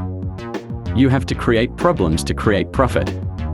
The current economic system prioritizes profit generation over societal well-being. Saving lives, maintaining ecological balance, promoting justice and peace offer little financial gain within this paradigm. The saying "pass a law and create a business" epitomizes this mindset, as laws often lead to business opportunities, such as the proliferation of lawyers. Similar to how crime creates business, destruction in Haiti has resulted in lucrative opportunities. The United States incarceration rate reflects this profit-driven approach, with approximately 2 million people imprisoned. Private corporations, such as Corrections Corporation of America and Wackenhut, operate many of these prisons and profit from incarcerating individuals. Their stock prices rise based on the number of inmates, highlighting the perverse incentives of the system. This situation serves as a chilling illustration of how the current economic paradigm prioritizes profit over human welfare. It is crucial to challenge this paradigm and explore alternative economic models that prioritize human well-being, environmental sustainability, and social justice. Only then can we create a society that values life, balance, and justice over profit maximization. The global market system is built on the continuous flow of consumption to maintain its functionality. The three main actors in this system are the employee, the employer, and the consumer. Employees sell their labor to employers, who produce goods and services that are purchased by consumers. In order for the system to continue operating, there must be sufficient demand for goods and services to generate income for each of these actors. In theory, an economy is designed to be efficient and minimize waste. However, our current system, with its emphasis on consumption, promotes the opposite. It encourages the rapid depletion of finite resources, such as oil and minerals, which took millions or billions of years to form. This approach, known as ecocidal insanity, leads to the destruction of the environment and is unsustainable in the long term. The intent of the market system is to maximize consumption, not to preserve or economize. This is inherently at odds with the true purpose of an economy, which should be to efficiently allocate resources for producing and distributing essential goods that support life. Therefore, we need to shift our focus from promoting consumption to promoting efficiency and sustainability. This means developing a system that minimizes waste, conserves resources, and operates in harmony with the natural world. We need an economy that truly economizes. It's alarming how wasteful our current system is. Every level of life organization, from ecosystems to social programs and water access, faces crisis, challenge, decay, or collapse. Scientific research consistently supports this notion of widespread decline. It's almost impossible to name a life form that isn't threatened or endangered. This realization can be overwhelming, leading to feelings of despair. Unfortunately, we have yet to fully comprehend the underlying mechanisms responsible for this pervasive decline. It's as if we are afraid to confront the root causes, choosing instead to continue our current practices despite their clear ineffectiveness. This denial of reality borders on insanity as we persist in repeating actions that evidently do not yield positive outcomes. It is clear that we are not dealing with a functional economic system. In fact, one could argue that it's an anti-economic system, given its inherent wastefulness and destruction. Our current approach is unsustainable, and we urgently need to find alternative systems that prioritize efficiency, sustainability, and the well-being of all life forms. Recognizing the extent of the crisis is the first step towards finding solutions. We must educate ourselves, challenge assumptions, and embrace innovative thinking. It's essential to collaborate across disciplines and perspectives to develop truly sustainable and regenerative systems. By working together, we can create a future where waste is eliminated and all life can thrive. The Economics of Obsolescence, Unveiling the Inherent Contradictions of Market-Driven Consumption. In the competitive market ideology, the pursuit of the best possible goods at the lowest possible prices underpins the rationale for market competition, assuming that competition naturally yields higher quality products. Logically, if one were to construct a chest of drawers from scratch, it would be fashioned from durable, top-notch materials for long-lasting use. However, within the market domain, such rationality isn't just unfeasible, it's inconceivable. It becomes mathematically impossible to produce the most advanced, efficient, and sustainable products because the competitive market necessitates cost efficiency at every stage, from labor to materials. This inherent cost-cutting strategy results in what can be termed as intrinsic obsolescence, ensuring that everything produced is immediately inferior, sustaining a cyclical consumption pattern. Amidst this, a deeper and lesser-known principle governs market economics: nothing produced can outlast cyclical consumption. This notion propels the strategy of planned obsolescence, a deliberate design to ensure products break down, expire, or become obsolete within a specific timeframe. Corporations obscure this strategy within the phenomenon of intrinsic obsolescence while dismissing potentially sustainable technological advancements. Planned obsolescence ensures that longer-lasting goods are counterproductive for the market system, directly linking product sustainability to economic growth's inverse. The glaring reality underscores this system's inefficiency: landfills cluttered with short-lived electronic gadgets, laden with precious yet difficult-to-mine materials, discarded due to minor malfunctions or obsolescence. Despite the potential for repair or upgrades, economic efficiency contends against such practicalities. Sustainability, preservation, and efficiency emerge as adversaries to the economic system, evident in a sea of wasteful landfills, a stark illustration of the system's operational reality in stark contrast to physical, finite resources. The implications extend beyond material goods into the service industry, where there's no monetary incentive to resolve existing issues. The medical field, for instance, doesn't financially benefit from curing diseases like cancer, which would reduce jobs and revenues. Similarly, within the system's parameters, crime, terrorism, and war industries are economically viable. Crime perpetuates employment in law enforcement and generates revenue from security and privately owned prisons. Also, the war industry, notably in America, thrives on production for destruction and reconstruction, a profitable cycle witnessed in events like the Iraq War, where billion-dollar contracts fueled economic growth despite societal losses. The paradox surfaces in the rise of GDP, often indicating an increase in necessity, contrived or real, resulting inherently in inefficiency. Increased necessity directly correlates to increased inefficiency, perpetuating a system where economic sustenance thrives on environmentally detrimental attributes, fostering a stark contradiction between economic sustainability and social good. A shooting war is better for business. Which is more obscene? Sex or war? Why is it that there is a gun shop on almost every corner in this community? I'll tell you why. For the same reason that there is a liquor store on almost every corner in the black community. Why? They want us to kill ourselves. Manufactured desires, the consumer culture conundrum. The American dream, heavily reliant on consumerism, is deeply entrenched in the fabric of society. Mainstream media and commercial advertising play pivotal roles in perpetuating this ethos, promoting an insatiable desire for material possessions as the cornerstone of happiness. However, the truth lies far from this narrative. Despite the mounting evidence against the fulfillment found in material wealth, people continue to adhere to this ideology, leading to ecological repercussions. This adherence isn't merely a choice but a result of systematic conditioning, classical and operant conditioning methods intricately woven into advertising strategies. Companies boast about their ability to embed brand consciousness even in infants, shaping consumer behaviors from an incredibly young age. This manipulation of values and desires is a reflection of a societal disorder, fostering a distorted perception of fulfillment and contentment. The malleability of the human mind is showcased in the world of commercial advertising. People, influenced by environmental stimuli and reinforced messages, become conditioned to consume.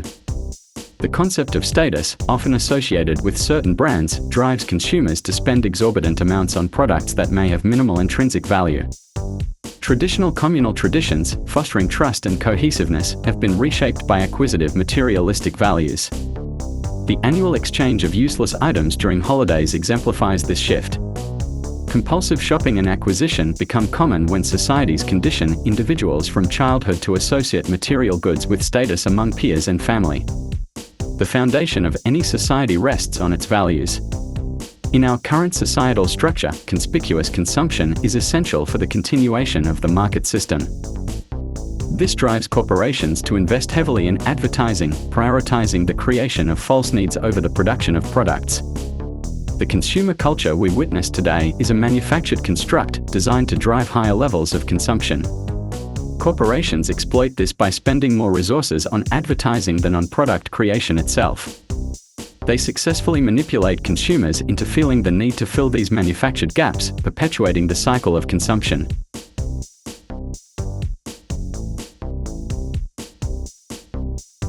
When you're born into this world, you're given a ticket to the freak show. And if you're born in America, you get a front row seat.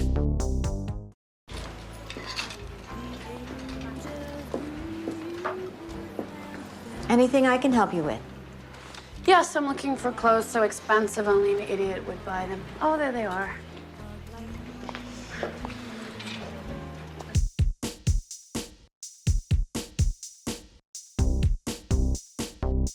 If we understand the mechanism and motives of the group mind, it is now possible to control and regiment the masses according to our will without them knowing it. Deception and devotion, unmasking the scam of religion. In today's market-driven society, the relentless pursuit of profit and efficiency creates an environment ripe for scams to proliferate. With its focus on maximizing gains and minimizing costs, the market system inadvertently fosters a culture where individuals are drawn to the promise of quick riches. Scams capitalize on this desire for rapid wealth accumulation, presenting themselves as attractive opportunities for those seeking immediate financial success. Within this landscape, scams find fertile ground to thrive, exploiting loopholes and vulnerabilities in the system to generate substantial profits in remarkably short periods. As a result, the allure of quick wealth perpetuates a cycle of deception and exploitation, undermining trust and integrity within the market framework. Although money and trade are a religion, the well-known religions of the world are the greatest scams on earth. They rely on deception to exist. Religion is a for-profit business. God is all-powerful yet is still weak enough that he needs money.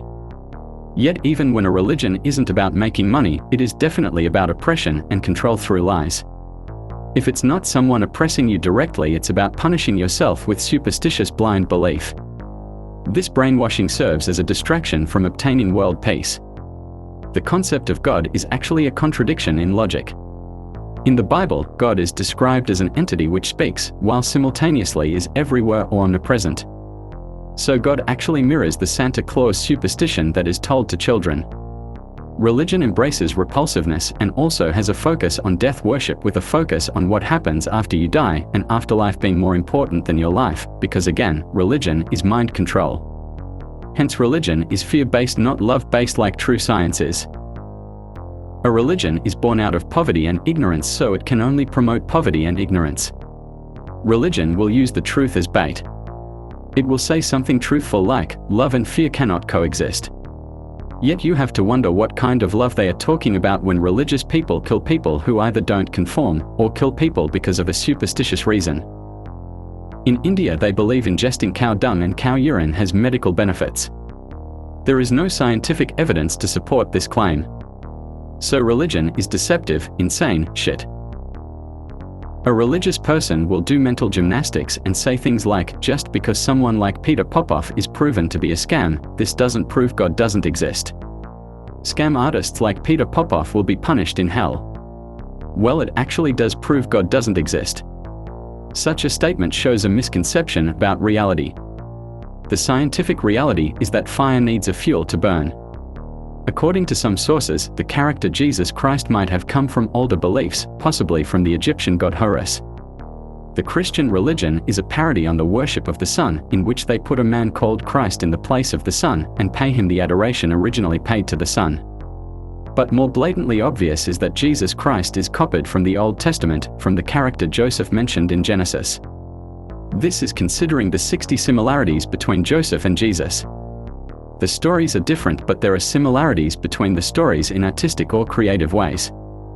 To quote George Lucas, it's like poetry, they rhyme. The reason it's written in a particular way or copied from the Old Testament is because whoever wrote it knew what works and what doesn't regarding manipulating people. In George Orwell's dystopian novel 1984, Winston grapples with forbidden love for Julia, a fellow rebel. Their passion defies the oppressive regime of Big Brother, which seeks to control every aspect of their lives. However, as the story unfolds, Winston's love is crushed, and he is coerced into adoring Big Brother, an emblem of the totalitarian state. This haunting transformation mirrors the psychological torment faced by heterosexual men who are pressured to embrace religious dogma, even if it conflicts with their true feelings. The parallel between Winston's fate and the enforced devotion to Jesus underscores the power dynamics inherent in both political and religious systems, where love can be weaponized or manipulated to maintain control. Some people hearing that statement will have a knee-jerk reaction and claim I'm against homosexuality, but to make things clear, I'm against the use of torture to control people. The irony of religion is while it has homosexual themes like wanting heterosexual men to love Jesus, they are also against homosexuality. So religion is perfected mind control as it promotes cognitive dissonance. Religion is about oppression, plain and simple. You're not allowed to eat meat on a certain day because you must punish yourself pointlessly and make a meaningless, superstitious sacrifice to Buddha. If someone draws Muhammad, they must be eliminated. If someone criticizes Scientology, Scientologists must attack their critics. Also, religious scams have official websites, and the word official is strongly related to the word authority. A religion will present a hierarchical view of reality, which is in line with the concept of copyright. So the Book of Mormon and Scientology's book, Dianetics, are under copyright. The so-called sacred apparently needs legal, intellectual property protection. To this day I find it remarkable that anybody even at the most remote podunk field office of the FBI thought that a fitting use for taxpayer dollars was investigating people for criminal theft on the grounds that they had made the law public. How can you call yourself a lawman and think that there can possibly be anything wrong in this whole world with making the law public? Lighthouses are more useful than churches. Religion can never reform mankind because religion is slavery. Religion is politics. There is no humor in religion because they are under the impression that they must take nonsense seriously.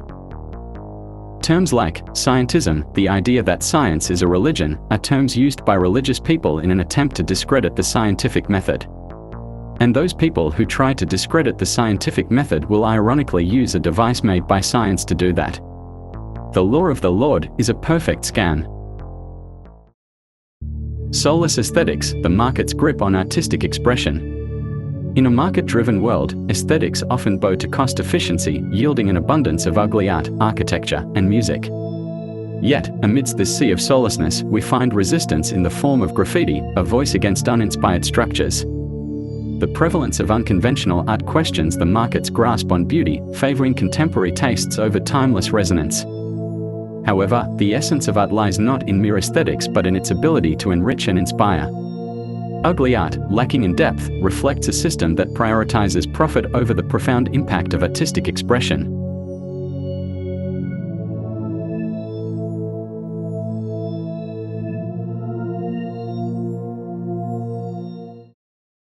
consequences of profit-driven economic philosophy, human suffering, and neglect of life-sustaining needs.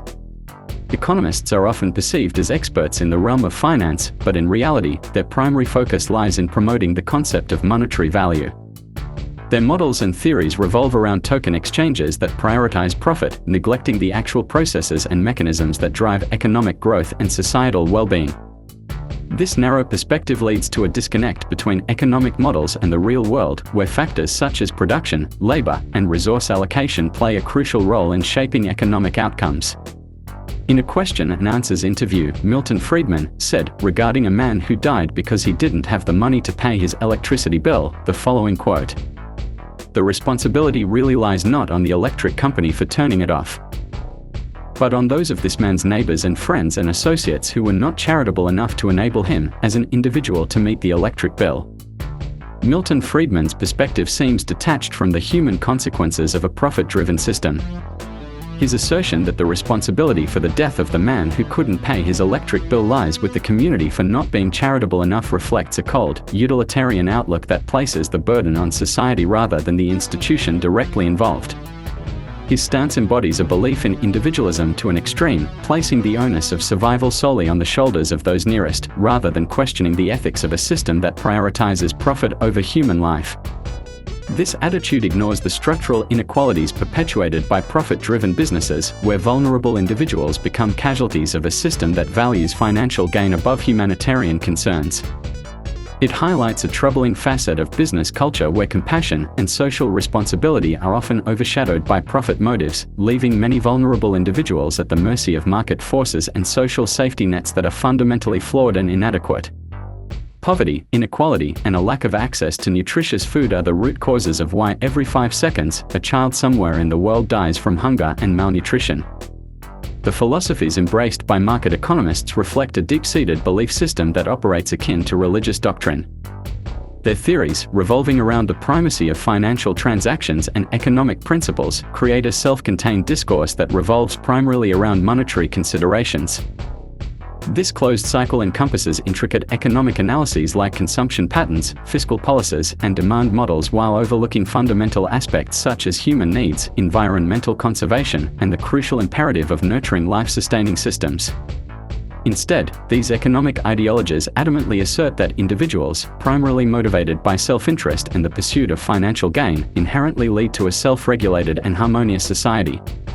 Despite the evident gaps in accounting for scientific realities and the broader dynamics of societal and ecological well-being, this paradigm persists with a zealous fervor reminiscent of religious conviction.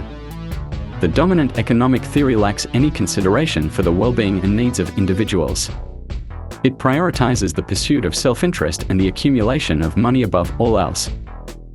Social relations, natural resources, and the family unit are only relevant insofar as they contribute to the maximization of individual gains. Human needs are reduced to mere wants that can be satisfied through market transactions, irrespective of whether those wants align with basic necessities or frivolities. This narrow focus on monetary transactions and self-maximization leads to a distorted and incomplete understanding of the economy's role in society. It ignores the broader social and environmental implications of economic activities and fails to address the fundamental issue of meeting human needs. This limited perspective perpetuates a system that prioritizes material wealth over human well-being and sustainability.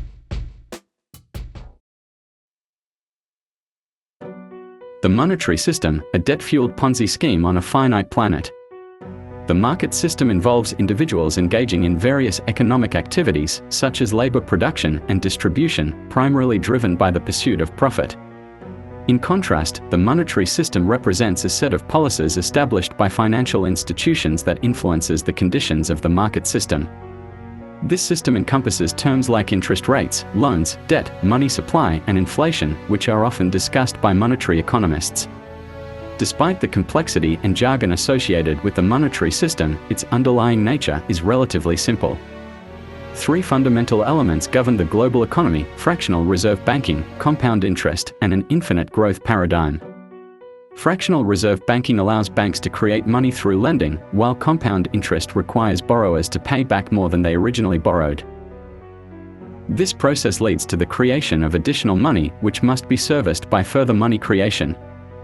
The prevailing economic paradigm can be characterized as a Ponzi scheme where continuous growth is essential for its survival. However, such perpetual growth is not feasible in the context of a finite planet. James Hellman, a renowned psychologist, observed that in the human body, only cancer grows after a certain age. This analogy highlights the inherent limitations to growth. The relentless pursuit of economic growth places a heavy burden on individuals who are essentially seen as vehicles for money creation. This cycle requires constant borrowing and money creation to maintain its stability. However, the current global economic crisis underscores the fragility of this system and its inability to sustain infinite growth on a finite planet. The monetary system is fundamentally underpinned by debt, a reality that shapes the entirety of the economy.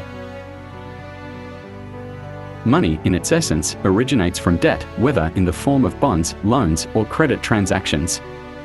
This monetary creation tied to debt establishes a unique scenario where if all outstanding debt were instantly repaid, there wouldn't exist a single dollar in circulation. Additionally, interest charged on loans compounds this problem as the money required to settle the interest doesn't exist in the money supply but is necessary to cover the interest charges, inevitably leading to an ever-increasing money supply and, consequently, inflation. The entire world economy rests on the consumer. If he ever stops spending money he doesn't have on things he doesn't need, we're done for. If there were no debts in our money system, there wouldn't be any money. Each and every time a bank makes a loan, new bank credit is created, new deposits, brand new money. Banking doesn't involve fraud, banking is fraud. Only commercial banks and trust companies can lend money that they manufacture by lending it. If the American people ever allow private banks to control the issue of their currency, first by inflation, then by deflation, the banks and corporations that will grow up around them will deprive the people of all property until their children wake up homeless on the continent their fathers conquered. The study of money, above all other fields in economics, is one in which complexity is used to disguise truth or to evade truth, not to reveal it. The process by which banks create money is so simple that the mind is repelled. The issue which has swept down the centuries and which will have to be fought sooner or later is the people versus the banks. Permit me to issue and control the money of a nation, and I care not who makes its laws.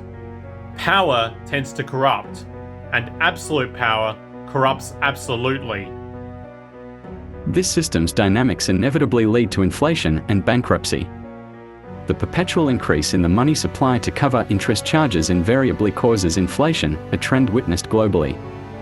Moreover, bankruptcy looms over individuals, businesses, and even countries, arising when interest payments become insurmountable. However, within this scenario, the system is rigged to favor corporations and those in power. Debt effectively creates a workforce entrapped in financial obligations, making them more likely to accept low wages, turning individuals into easily exploitable resources for corporations. And I said, look, we'd like to ask you to work for us for 50 cents a year, and if you would devote at least 20 hours a week. This same concept extends to countries where global entities like the World Bank and the IMF offer significant loans at high interest rates, eventually exerting control and exploitation when nations fall into insurmountable debt. The stock market serves as a unique amalgamation of the monetary and market systems, deviating from the tangible production of goods and services. Instead, it operates by buying and selling money itself, even trading debt for profit. Complex financial instruments like credit default swaps and collateralized debt obligations further compound this issue, allowing for the commodification and manipulation of debt for financial gain. The interconnectedness between the stock market, Wall Street, and the monetary system has birthed an unprecedented level of irrationality and instability within the economy, showcasing a distorted version of value driven by the money sequence. The editorial Lessons of the Brain-Damaged Investor sheds light on a disturbing reality within Wall Street and the financial markets. It outlines how individuals with diminished empathy, often due to slight brain damage, perform better as investors. This detachment from empathy allows for decisions and trades to be executed without consideration for their impact on fellow human beings. Consequently, Wall Street fosters a culture that breeds individuals lacking in empathy, transforming them into robotic traders devoid of ethical concerns or moral considerations. To exacerbate this trend, financial institutions now opt for algorithmic trading, employing computerized systems that engage in high-frequency trading. These systems, exemplified by Goldman Sachs' collocated computer, engage in trading strategies that exploit minute price differences, reaping immense profits through tactics that, statistically, seem impossible. The pervasive culture of corruption within Wall Street and financial institutions perpetuates fraudulent practices as the norm rather than an exception. Bribes flow upward within the hierarchy, from brokers to compliance officers, ultimately facilitating an environment where compliance with the law becomes a transactional affair.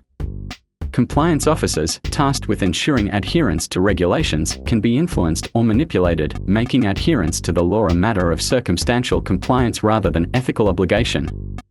Fraud, once considered an incidental issue within the system, has now become its very foundation. Financial institutions engage in the trading of fraudulent claims, generating profits and bonuses through the circulation and resecuritization of these fraudulent assets, which have no real value or likelihood of ever being repaid. This systemic acceptance and promotion of fraudulent activities have transformed them into the driving force behind the United States' economic growth, despite the inherent risks and lack of substance in these transactions. The staggering scale of outstanding fraudulent claims, particularly derivatives, within the global financial system presents an alarming predicament. With an estimated value surpassing $700 trillion, this sum far exceeds the entire planet's gross domestic product by more than tenfold. The repercussions of this financial entanglement have already manifested in government bailouts of corporations and banks, an irony given that these bailouts often involve governments borrowing funds from the very institutions they seek to rescue. Now, attempts are underway to bail out entire countries, orchestrated by conglomerates of nations through international banks. However, the enormity of the problem poses a critical question: how does one bail out an entire planet? Nearly every country is ensnared in debt, and the chain reaction of sovereign debt defaults appears to be only at its onset, considering the staggering arithmetic. The trajectory seems dire as economists predict an ominous future where income taxes in the United States may need to skyrocket to a staggering 65% per person just to cover the impending interest payments. Projections paint a bleak picture, hinting that within a few decades, a staggering 60% of the world's countries might face bankruptcy. Astonishingly, the looming global financial crisis is founded upon an intangible concept, debt, an abstract construct invented within the financial realm. Well, honey, I've extended our line of credit and exhausted all our savings. We should be good for another month. Oh, that's great, honey. Well, what are we going to do next month? Well, I'll tell you what we're not gonna do. Shoot all of our children and then kill ourselves. Oh, I'm going to hold you to that. I don't think you'll have any control over it. Yet, the repercussions of this monetary fiction are felt tangibly, impacting billions of lives worldwide. The consequences are stark: soaring unemployment rates, burgeoning tent cities, escalating poverty, the imposition of austerity measures, closure of educational institutions, widespread child hunger, and various forms of deprivation among families. All these distressing realities have emerged due to a systemic financial crisis rooted in a complex web of financial maneuvers, prompting a rhetorical question: in light of this elaborate and catastrophic fiction, does this not reflect a collective misjudgment?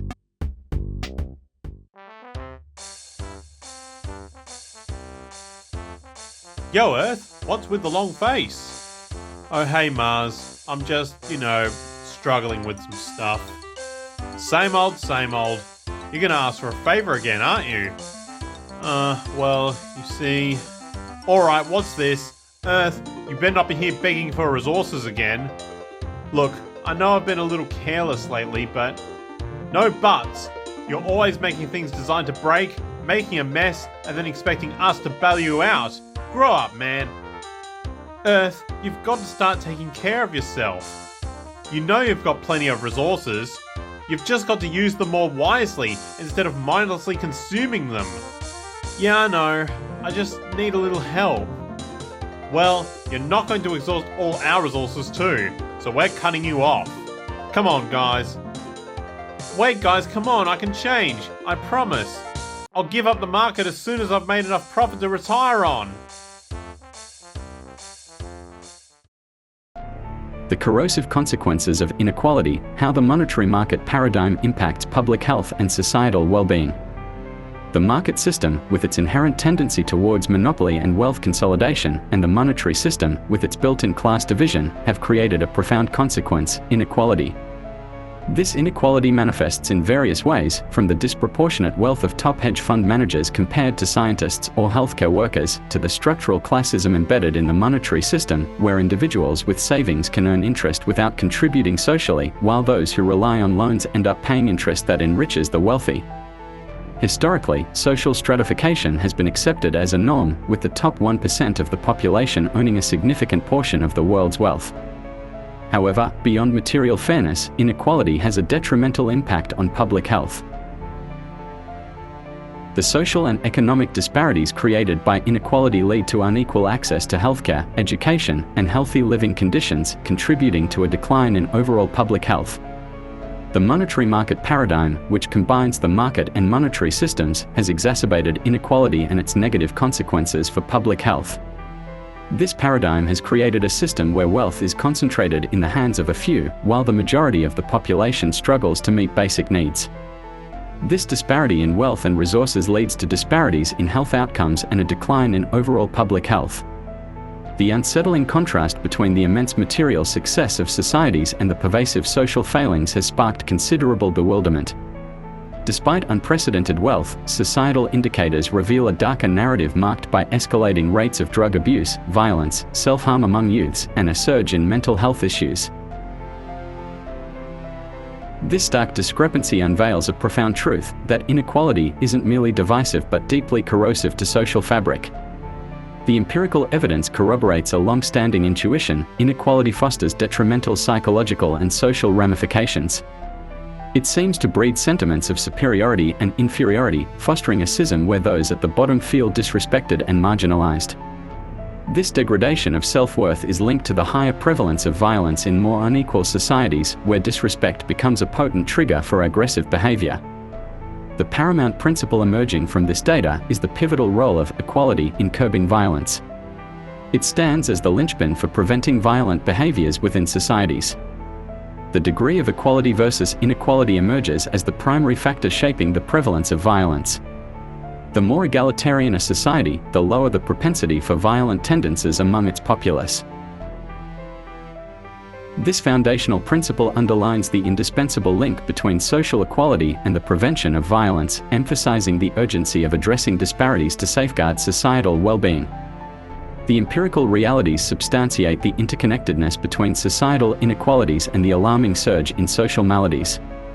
The data echoes the sentiment that pervasive inequalities breed a climate ripe for social unrest, marked by feelings of disrespect and inferiority.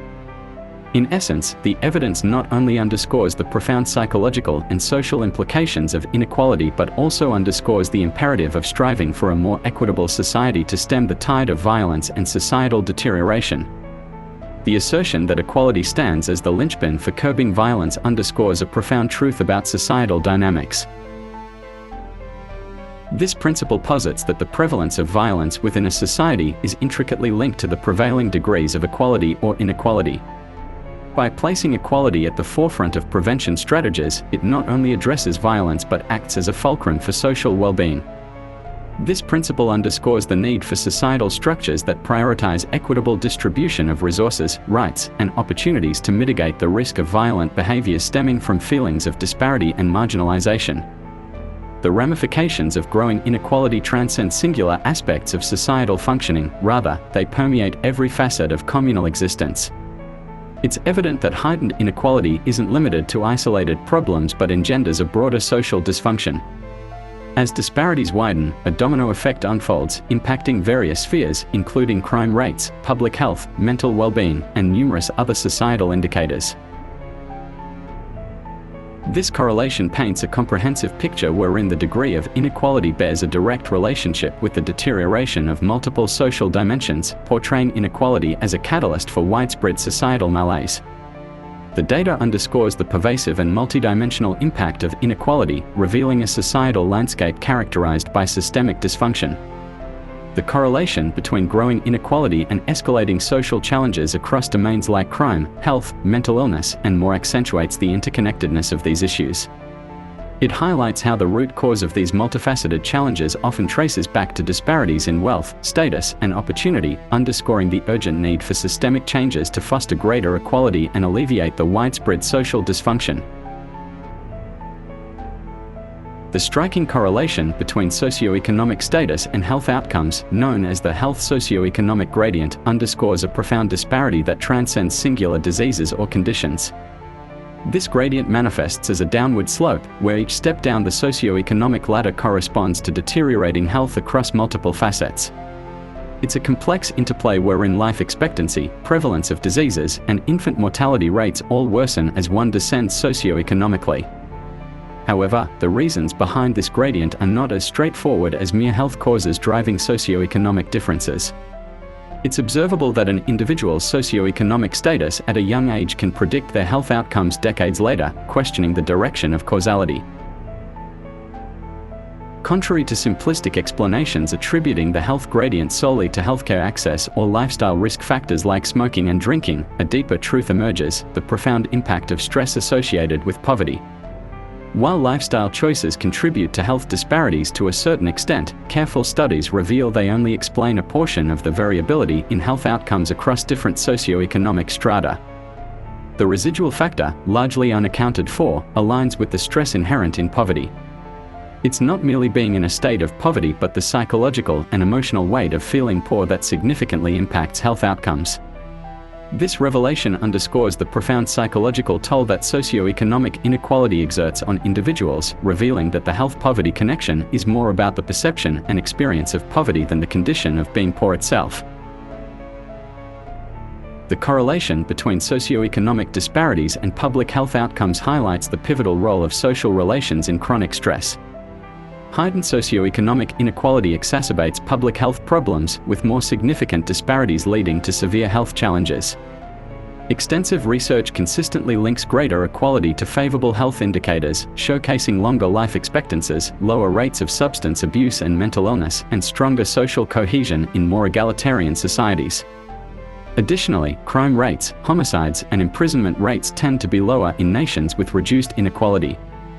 The Whitehall study emphasized the stark contrast in health outcomes across socioeconomic strata, revealing a stark fourfold increase in heart disease mortality among those situated in lower socioeconomic tiers compared to their higher-tier counterparts. This health gradient persists regardless of healthcare access, emphasizing the profound impact of psychosocial stress on health outcomes. In the pursuit of wealth through trade, deception often becomes a currency, widening the chasm between the affluent and the destitute. As disparities grow, societal health deteriorates, fracturing communities and eroding trust. In this market-driven hierarchy, the intrinsic value of social relations diminishes, giving way to alienation and individualism. To forge a more inclusive society, we must confront income inequality and prioritize equitable distribution, where genuine connections outweigh material gain. The best way to reduce poverty is to unleash the creative power of individuals through free markets and limited government. Please note, I'm not advocating big government like a 1984 INCSOC-style society. Nor do I advocate the phrase, "you will own nothing and you will be happy." Yet the market system as it currently is, through trade, both parties both wanting to secure the better outcome for themselves, mathematically results in a greater and greater gap between rich and poor. Science shows this situation is bad for human health due to the stress of social competition and a social hierarchy. The market results in poor social relations. The monetary market system stands at the heart of numerous societal maladies, serving as the primary driver behind ecological degradation, waste, pollution, violence, poverty, and animal abuse. Its profit-oriented structure not only perpetuates these problems but also significantly contributes to the prevalence of mental health disorders like neurosis, depression, and anxiety within society. This profit-driven motive not only exacerbates existing societal issues but also impedes progress towards personal health, global sustainability, and societal advancement. It's crucial to recognize that the root cause of these challenges lies not in individual entities like corrupt governments or corporations, nor in inherent human nature, but rather in the systemic flaws embedded within the socio-economic system itself. This may be hard for you to understand, but there is no conspiracy. Nobody is in charge. It's a headless blunder operating on the illusion of a master plan. Can you grasp that? Big Brother is not watching you. This land was purchased legally. You destroyed a natural habitat, drained its resources, then abandoned it to rot. There is nothing legal about that. Never forget that everything Hitler did in Germany was legal. Consequently, meaningful change can only be achieved through systemic transformation, which prioritizes values such as equity, sustainability, and collective well-being over profit margins. Such systemic change is imperative to address these pressing societal issues effectively and pave the way for a more equitable and sustainable future.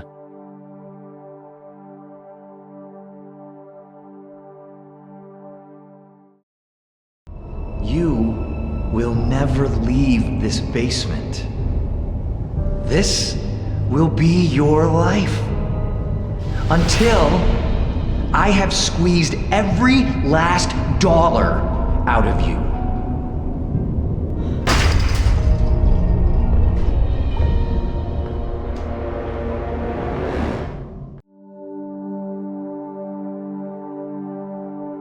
Religion, the dominion of the human mind. Property, the dominion of human needs. And government, the dominion of human conduct, represent the stronghold of man's enslavement and all the horrors it entails. You can't have capitalism without racism. Patriotism is a form of racism. And now, please stand for the Australian National Anthem. Oh, the United States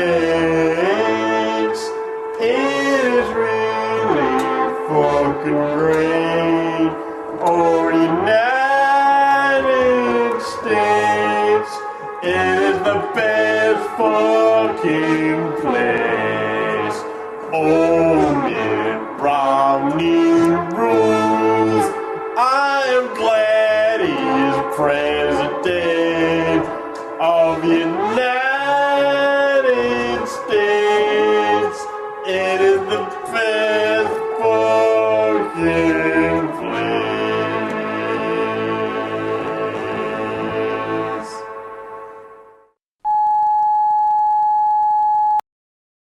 Part 3. A resource-based economy. It's not about money, it's about sending a message. In the wake of unprecedented advancements in science and technology, a glaring disparity emerges between the rapid progress in technological spheres and the lag in corresponding advancements within social, economic, and political realms. This incongruity signals a pivotal juncture in human history, where the possibilities unlocked by technological evolution far exceed the innovations seen in societal structures. As humanity grapples with this discrepancy, there lies an uncharted territory brimming with potential for cultural evolution beyond the confines of technological development. The existing social, political, and economic frameworks, emblematic of modern ideologies, are viewed as nascent endeavors attempting to align contemporary society with the transformative capabilities of advanced technology. This foresight propels an anticipation of future societal innovations that will inevitably supersede and redefine the existing paradigms, marking a significant chapter in the ongoing evolution of human civilization. The circulating currency with no substantial value, created by the current corrupt society, is unnecessary to our organisation. What do we need? The answer is resources. Acquiring resources is what is necessary for us to successfully realise our ideal. It is the greatest condition we must meet.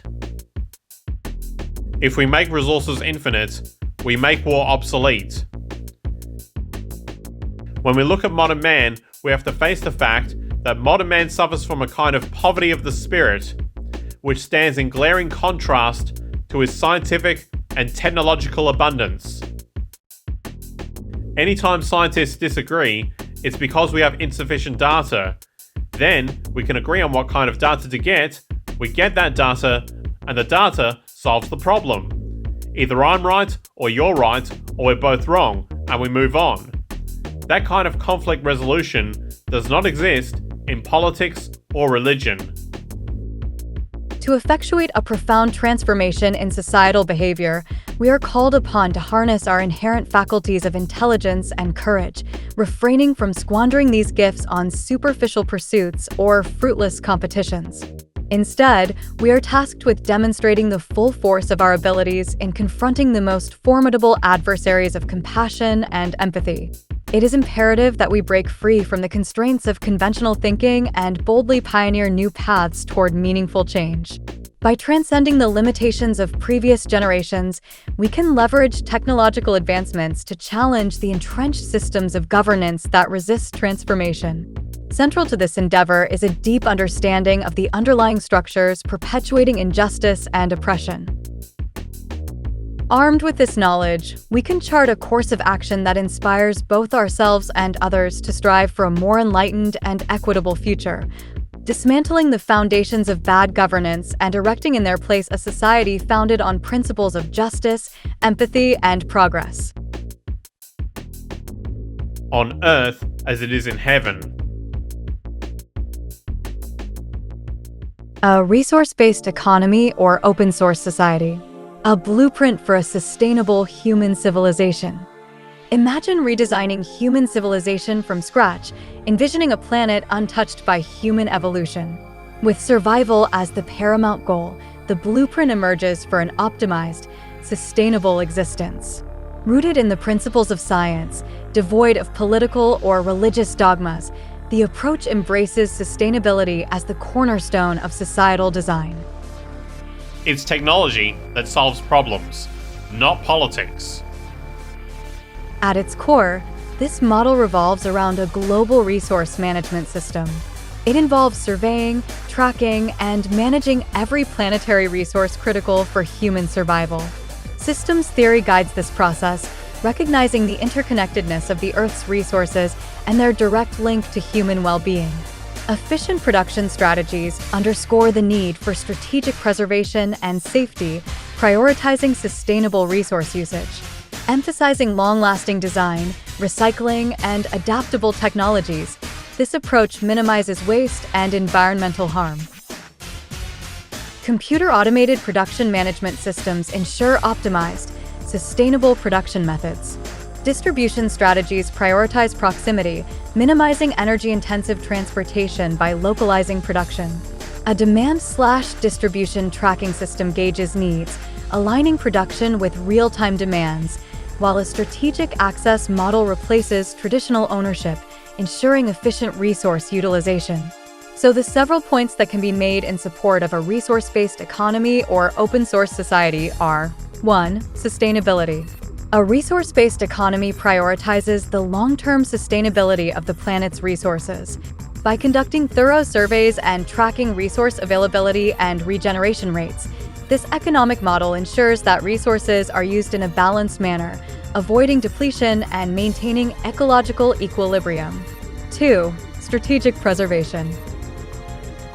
The emphasis on strategic preservation within a resource-based economy encourages the conservation of finite resources. This includes using resources efficiently, designing products to last longer, and recycling and reusing materials to minimize waste and the demand for new resources. 3. Strategic safety. A resource-based economy promotes the use of safe and environmentally friendly production methods. By carefully evaluating the potential negative impacts of resource extraction and utilization, this economic model aims to minimize harm to the environment and human health. 4. Strategic efficiency. The implementation of strategic efficiency measures in production processes ensures that resources are used optimally. This includes designing durable products, incorporating modular components for easy updates, and adopting efficient manufacturing techniques to reduce waste and energy consumption. 5. Proximity strategy. The proximity strategy in a resource-based economy aims to minimize the transportation of goods and materials. By localizing production and distribution, This economic model reduces energy consumption and emissions associated with long-distance transport. 6. Demand-based production. A resource-based economy aligns production with the actual demand for goods. By assessing and tracking demand, this economic model ensures that production is responsive to the needs of the population, avoiding overproduction and waste. 7. Strategic access. The concept of strategic access promotes efficient and equitable distribution of resources. Rather than relying on ownership, this economic model provides access to goods and services based on need, reducing waste and promoting sustainability. 8. Access abundance. The logical and empirical approach of a resource-based economy prioritizing preservation and efficiency can lead to access abundance. By optimizing resource allocation, minimizing waste, and ensuring equitable distribution, this economic model has the potential to provide a high quality of life for the entire population, not just a privileged few. In summary, a resource-based economy offers a comprehensive and sustainable approach to managing Earth's resources. By focusing on strategic preservation, safety, efficiency, and demand-based production, this economic model aims to create a society that can thrive harmoniously with the planet's resources, ensuring a sustainable and prosperous future for generations to come. This comprehensive, dynamic economic model, entwining resource management, production, and demand tracking systems, promises unprecedented access abundance for global populations. It aims not just for a percentage of society, but the entire civilization. Dubbed a resource-based economy, this responsible, systemic approach to Earth resource management represents a paradigm shift, pioneered by visionary social engineer Jacques Fresco in the 1970s, seeking sustainability to avert humanity's collision course with nature and itself. The entire money-structured and materialistic-oriented society is a false society. If you make a movie of the present-day culture, in the future it'll be a horror film. Science often faces criticism for being perceived as cold or overly analytical. However, at its core, science embodies the pursuit of truth and the closest approximation to how the world operates. It's not about conforming or pleasing people. Rather, it's about presenting findings, even if they challenge established beliefs. The essence of science lies in questioning everything and subjecting hypotheses and theories to rigorous testing. The strength of scientific conclusions is reliant on the ability of other scientists to replicate experiments and arrive at the same results. This process ensures the reliability and validity of scientific claims. One of the remarkable aspects of science is its relentless quest for verification. Even when calculations or mathematical models suggest a certain outcome, scientists test these theories through practical experimentation. This insistence on empirical evidence ensures that conclusions are not just based on theoretical frameworks, but are also rooted in real-world application. The scientific method, with its emphasis on testing, verification, and empirical evidence, stands as a beacon of objectivity. It upholds the principle that no idea, theory, or calculation is beyond scrutiny or immune to being put to the test. This commitment to verification fosters a system free from biases and acknowledges that even mathematical calculations need empirical validation. In a world where decisions often shape policies, societal norms, and even personal choices, the endorsement of research-based decision-making emerges as a fundamental principle. Every system, idea, or decision that can be tested and validated should be, ensuring that conclusions are grounded in evidence rather than conjecture or subjective opinions. Therefore, the reliance on research-driven insights becomes essential for informed and rational decision-making. In a world plagued by complex societal issues, the concept of a resource-based economy emerges as a compelling solution. Rooted in scientific principles, a resource-based economy operates on the fundamental belief that society is a technical invention, and its optimization lies within the realm of science and technology. Just as there is no political or ideological way to build a train, an automobile, an airplane, etc., there is no subjective or arbitrary approach to creating a sustainable and harmonious society. At its core, a resource-based economy recognizes that nature is the ultimate reference point against which we validate our scientific understanding. Nature's laws are immutable, and our well-being depends on aligning ourselves with these principles. Much like the law of gravity dictates that we cannot walk on walls, certain fundamental human needs are non-negotiable. Access to clean air, nutritious food, and a stable, nurturing environment is essential for our physical and mental health, our evolutionary fitness, and ultimately, the survival of our species. A resource-based economy operates on the premise that all decisions should be based on optimized human and environmental sustainability. This approach transcends political or religious ideologies, as it is grounded in the empirical realities of human needs. There is no cultural relativism or room for subjective opinions when it comes to basic necessities. In a resource-based economy, societal well-being is measured by tangible indicators such as health, education, and environmental sustainability. The focus shifts from monetary wealth accumulation to the creation of a harmonious society where all individuals have equal access to the resources they need to thrive. Technology and scientific advancements play a crucial role in optimizing resource allocation, reducing environmental impact, and ensuring the equitable distribution of goods and services. The transition to a resource-based economy requires a fundamental shift in perspective. It challenges the prevailing notion that economic growth is the ultimate measure of societal progress. Instead, it emphasizes the importance of creating a society that is both sustainable and resilient, where the well-being of all members is prioritized over the pursuit of profit. A resource-based economy is not a utopian ideal, but a practical and achievable goal, guided by the principles of science, technology, and a deep respect for the natural laws that govern our world. A resource-based economy stands on the foundation of utilizing available resources efficiently. The concept encompasses a comprehensive systems approach that begins with assessing the resources within a given area before initiating any significant human settlement or construction. It goes beyond mere architectural or design-focused planning. Instead, it prioritizes a holistic understanding of what's necessary to enhance human life.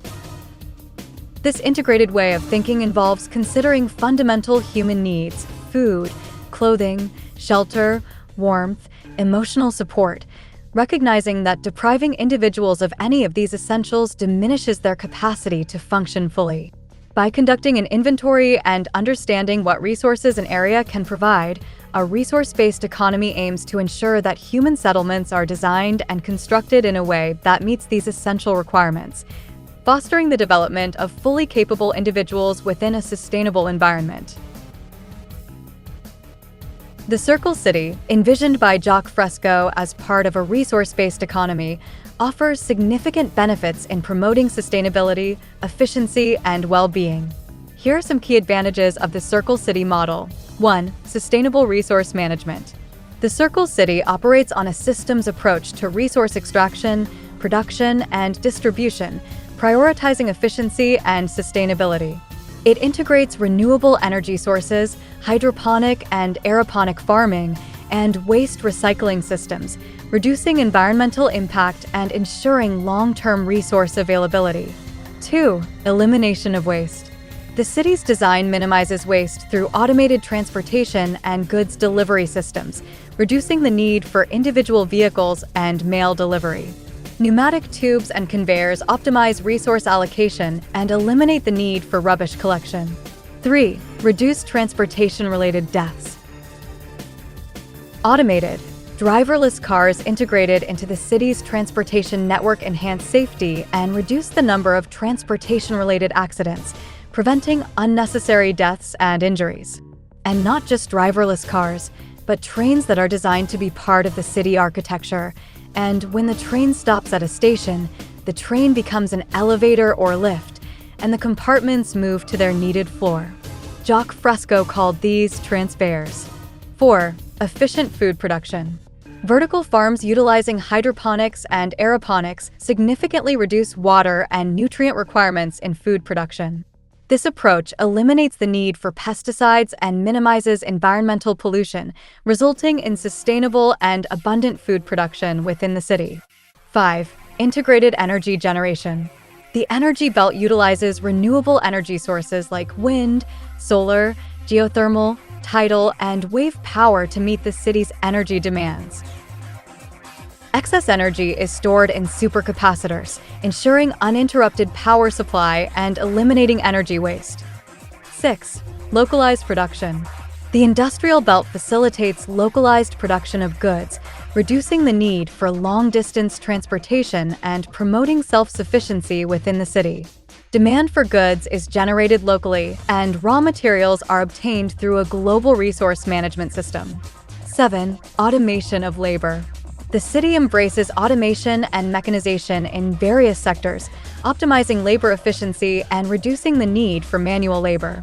This technological advancement enhances productivity and frees up individuals to pursue creative and fulfilling endeavors. The Circle City model offers a comprehensive approach to sustainable living, promoting resource conservation, reducing waste, and enhancing human well-being through efficient systems, renewable energy, and technological advancements. It provides a vision for urban planning that prioritizes environmental sustainability, social equity, and technological innovation, creating a thriving and resilient community for the future. The pervasive influence of automation in our lives is undeniable. Look around, and nearly everything we interact with is a product of automated construction. From the shoes we wear to the vehicles we drive, technology's touch is omnipresent. This pervasive integration of automated systems is reshaping our societal structures, rendering obsolete what was once commonplace. The trajectory of technological development has been steep, heading swiftly toward increased automation. Each societal shift, from the agricultural to the industrial revolution and now the information age, has been steered by technological innovations, particularly those automating labor. As we move forward, mechanization has transcended mere assembly, transitioning into a sophisticated process crafting entire products seamlessly. This relentless march toward automation characterizes the trajectory of human civilization, marking each milestone with the ascent of technology. The evolution from rudimentary tools to advanced electronics and computers exemplifies our inexorable march toward automation. Our world continues to undergo transformative changes, propelled by advancements that redefine our systems of production. Mechanization, now at the vanguard of innovation, is no longer content with piecing together disparate components, but instead redefines creation itself, streamlining the process to yield comprehensive products in singular, efficient endeavors. In a high-tech, resource-based economy, the prospect of automating roughly 90% of existing occupations is a conservative estimate. This seismic shift would liberate humans from the drudgery of labor, presenting an opportunity to embrace life beyond mere servitude. The essence of technology lies precisely in this emancipation, affording individuals the chance to engage in pursuits that transcend mere toil. This fundamental shift from menial occupations toward a society more aligned with technological efficiency embodies the true promise of technological advancement. The RepRap project encapsulates a stunning amalgamation of biology and engineering, exploring the concept of machines mirroring biology's ability to copy itself. RepRap, a three-dimensional printer, stands out by not just producing objects, but by making most of its own parts. It symbolizes a groundbreaking stride in technology, revolutionizing traditional manufacturing by ushering in an era of self-replication. Its potential spans far beyond printing everyday items. It could redefine industries, from fashioning household goods to fabricating entire automobile bodies in a single swift print. This innovation heralds a transformative era where automated 3D printing isn't merely a tool, but a catalyst reshaping the landscape of production across multiple domains. Contour crafting signifies a seismic shift in construction technology, effectively using 3D printing to fabricate entire homes based on computer models. This breakthrough innovation hints at a future where a 2,000 square foot residence could materialize in a single day, solely through machine-based construction. The rationale behind automating construction is multifaceted, addressing critical concerns embedded within traditional practices. Labor-intensive construction not only offers jobs, but also entails severe safety hazards, surpassing even the risks posed by mining and agriculture, leading to high fatality rates globally. Furthermore, the inefficiencies in construction methods generate colossal waste, with the average U.S. home producing tons of discarded materials, accentuating the significant environmental impact and resource depletion that construction contributes to globally. The adoption of archaic construction methods using manual labor, given our technological advancements, seems increasingly outdated and reminiscent of the manufacturing industry's labor class displacement in the United States. Economist David Otter's study from MIT highlights the looming obsolescence of the middle class, signaling an inevitable transition driven by automation. This paradigm shift not only applies to manufacturing, but also extends to construction, where automation offers a solution to the sector's inherent challenges, revolutionizing an industry tethered to outdated methods and contributing significantly to resource wastage and environmental harm. The swift progression of mechanization has revolutionized nearly every sector, rendering human labor increasingly obsolete. With machines working tirelessly, efficiently, and without the need for rest or benefits, the superiority of mechanization over human labor is evident. This transformation, termed technological unemployment, is fundamentally reshaping global employment patterns, causing the shift away from labor-intensive sectors and catalyzing economic crises worldwide. The service sector, employing over 80% of the American workforce, is now succumbing to automation, further fueling the unemployment crisis. As industries mechanize to cut costs, they inadvertently reduce purchasing power, intensifying economic disparity. The prevailing labor for income model is slowly fading, with automation poised to replace a staggering 50% of the global workforce by 2045. A society with highly sophisticated technology, food production, transport, communications, medicine, an era when everything was done by machines. Humans were released from the need to work for a living, and now the only ones who work are those who find it adds meaning to their life, or who feel a sense of obligation. But after the horror movie I've seen today, robots. Piers full of robots. My kid will be lucky if he's even punching numbers 5 years from now. In a resource-based economy, the absence of a monetary market system aligns with the recognition of mechanization's efficiency. The system acknowledges and embraces mechanization's advantages rather than resisting it, emphasizing efficiency and sustainability. This philosophy extends to city systems, envisioning a highly automated, self-regulating city with minimal human oversight. The central hub operates as an automated machine, closely monitored by a mere fraction of the city's population. In an economy prioritizing individual well-being over exploitative labor, people willingly contribute to maintaining and enhancing a system designed to care for them. One day I'll be rich for making these actual things in my factory. And then you won't be rich and I'll be not lonely because I'll have money to keep me company. That's a fucking bad plan. Contrary to common assumptions, the lack of external pressure to work for a living doesn't breed idleness. Rather, the existing labor system fosters inertia, stifling creativity and narrowing individual potential. Studies reveal that monetary rewards fail to motivate innovation. Creativity stems from intrinsic motivation. Monetary incentives prove detrimental to creative thought, hindering genuine innovation. Visionaries like Nikola Tesla and the Wright brothers exemplify this, contributing without monetary motives. Money, in reality, distorts contribution more than it aids progress, acting as a false incentive that hampers creativity and innovation. Good morning, class. Let's start the day by discussing what each of you would like to do when you grow up. How about you, Leon? I want to be a corrupt politician where I can make under-the-table deals and manipulate laws for personal gain. Oh, aiming for leadership, I see. What about you, Jack? I dream of becoming a shady corporate lobbyist, manipulating policies in favor of big corporations, no matter the ethical cost. Quite the ambition! And how about you, Maya? I want to be a social media influencer, promoting products I don't believe in for a hefty paycheck. Very contemporary choice, Maya. What about you, Daniel? What's your dream job? I aspire to be a scam artist, defrauding people through elaborate schemes and deceit. Oh, very interesting.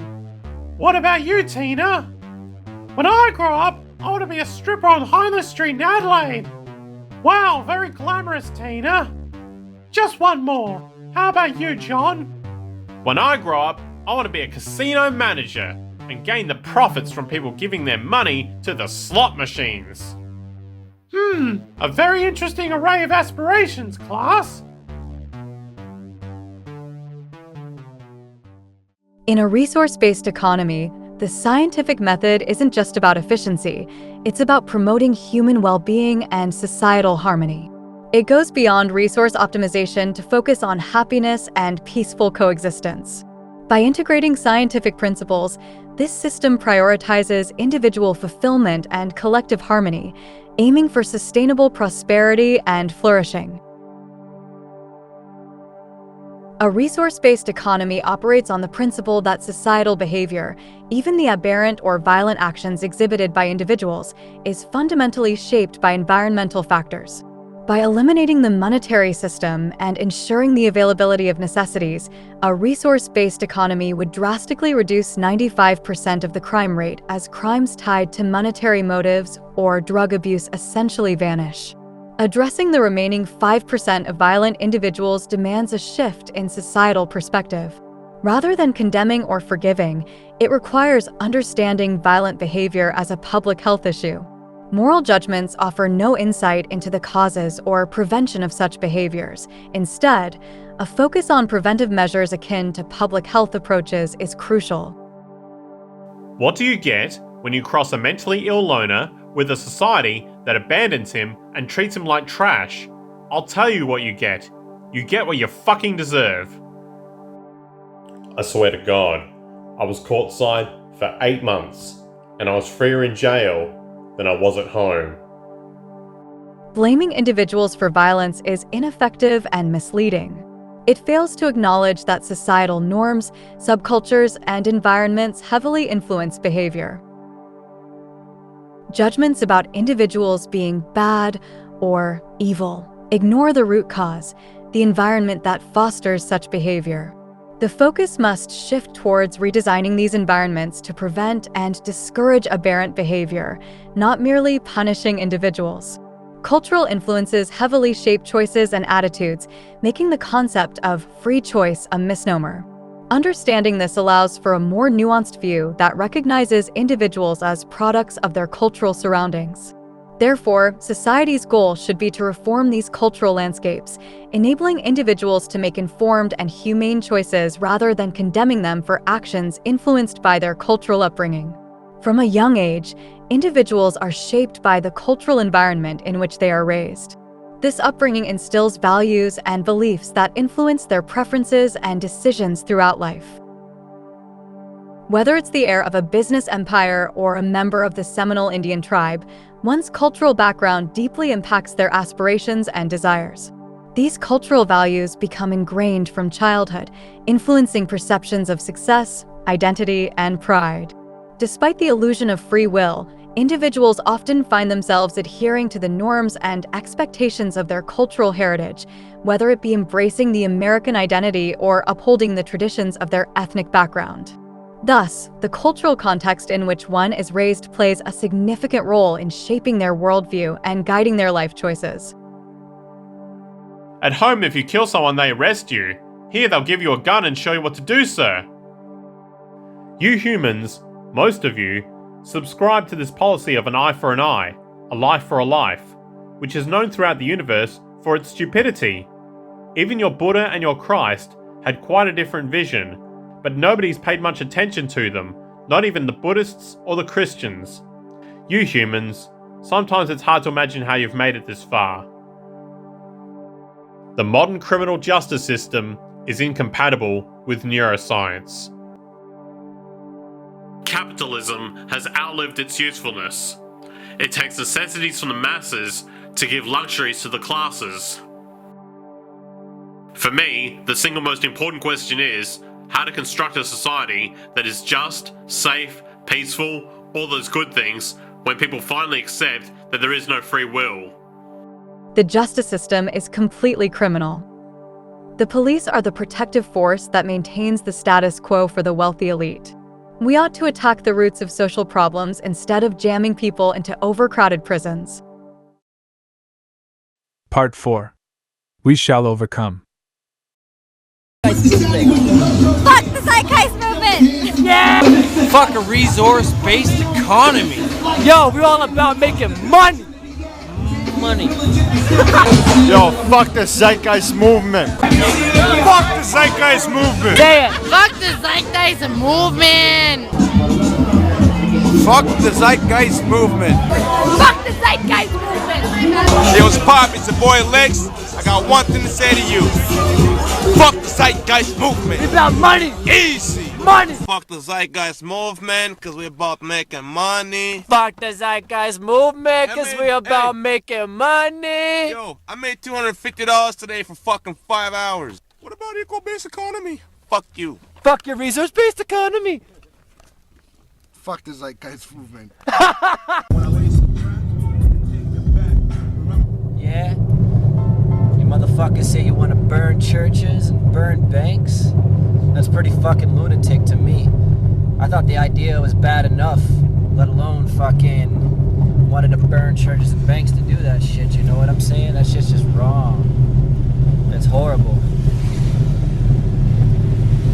Disgusting. Nowhere in this film do I suggest people go and burn banks or burn churches. Because I'm a capitalist, I will take that deal. I will sell my soul for a better camera. And if you worship me, I will give you a recording deal. Hey yo, half of the fucking Zeitgeist movie was of this one dude named Jack Fresco. So he's like he's the one that actually introduced your resource-based economy. All Jack Fresco did was introduce the resource-based economy, and all Peter Joseph did was introduce the money is bad shit. Well, let's see what the fuck Jack Fresco, the biggest part of your movement, has to say about what your movement knows. The Zeitgeist movement knows nothing. I work hard for a living, man, and if we can find out a better way to make money, to better our lives, fuck the Zeitgeist movement. What? We ain't following your movement because I like fucking making money. Lunatic fringe? Pull up and gun, nigga, bang, bang, bling. I'm a nigga, you're a nigga, gun, got my gun. Gun, nigga, bang, bang, bling. I'm a nigga, you're a nigga, gun, got my gun. I grab your bum and set off my gun. Me and my niggas have so much fun.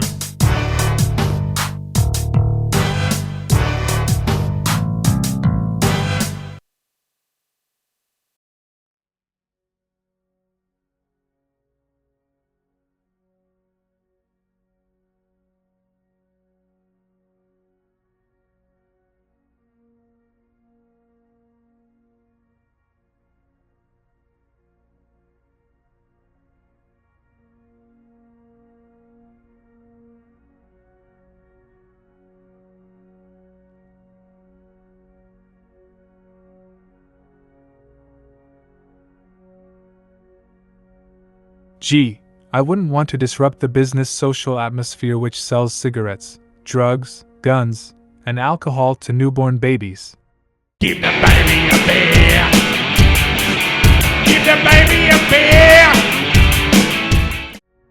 Joking aside, if you protest the market, you're going to come across self-appointed guardians of the status quo. Yet the more the market is defended, the more foolish and even malicious someone will look. As the market is not based on peace, love, science, true justice, freedom, etc. The market is based on making money out of destruction of both human society and the environment, since the market is based on scarcity, not meeting human needs. What do you think kids who can't read well are writing about? I'll give you an example from my own home state of Wisconsin. Little Hudson, Wisconsin, had a viral, went national, right? Where little kids in my state were sent home, third graders, and given the following writing assignment. Tell us how the state is just like the family, but better. That was their writing assignment. And this, I'm now giving away the game. If you ask me, you put a gun to my head and ask me, what in one word Common Core is? That's it. It's statism. It has nothing to do with education. It is a concerted effort on the part of the government to convince your kids they belong first to the government and second to you.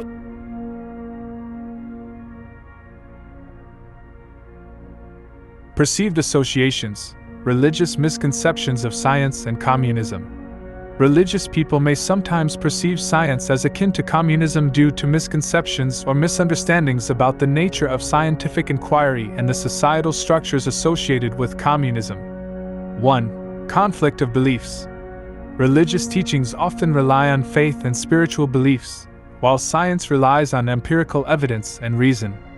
Some religious individuals may view the pursuit of scientific knowledge as challenging or conflicting with their religious beliefs, leading to a perception that science undermines or opposes their faith.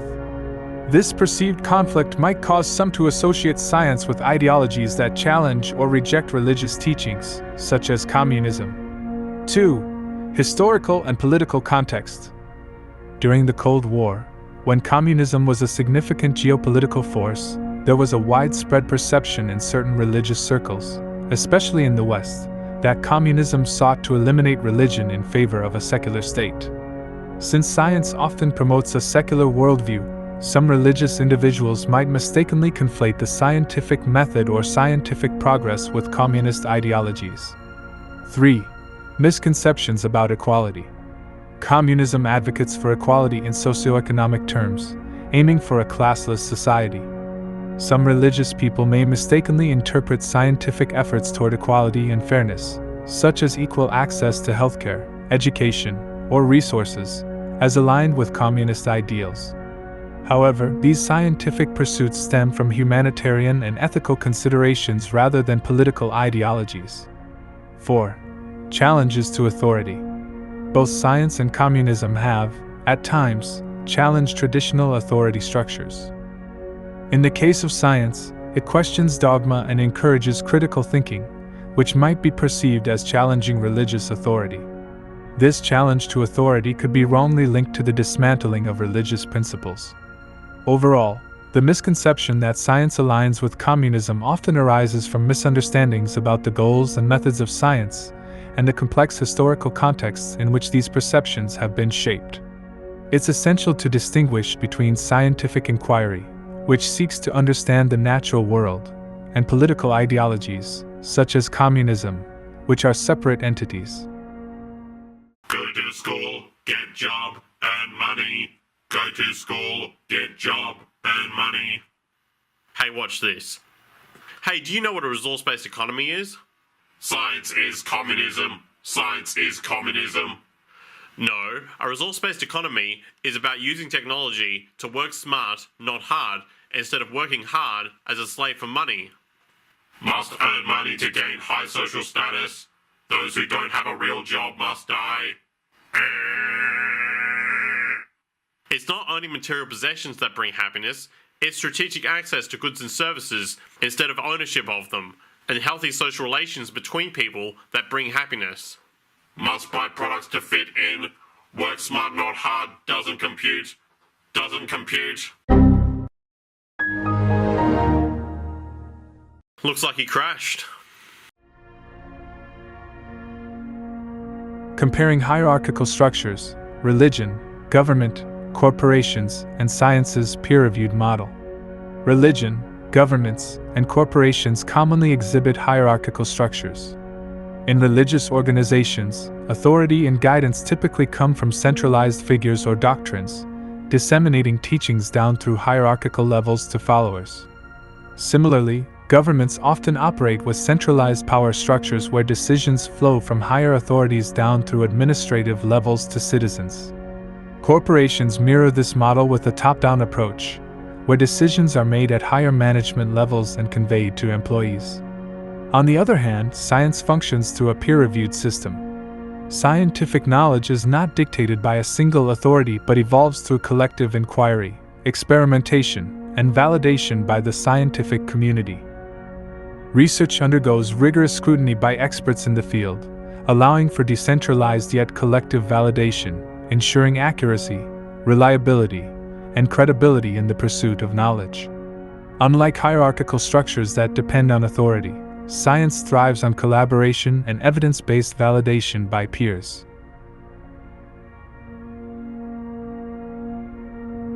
Beyond communist labels, critiquing the market and the misconceptions of economic ideologies. The knee-jerk reaction of labeling alternative social or economic perspectives as communist or Marxist without genuine understanding is unfortunately common. It's a simplistic way to dismiss ideas challenging established systems. People tend to gravitate towards these labels because they're familiar or due to a lack of understanding about alternative paradigms. What's essential is recognizing that the spectrum of ideologies isn't just a binary selection of capitalism or communism. These labels emerge from specific historical contexts, often based on assumptions of unlimited resources, which no longer hold true. Acknowledging the need to evolve beyond these ideologies isn't about embracing communism or socialism outright.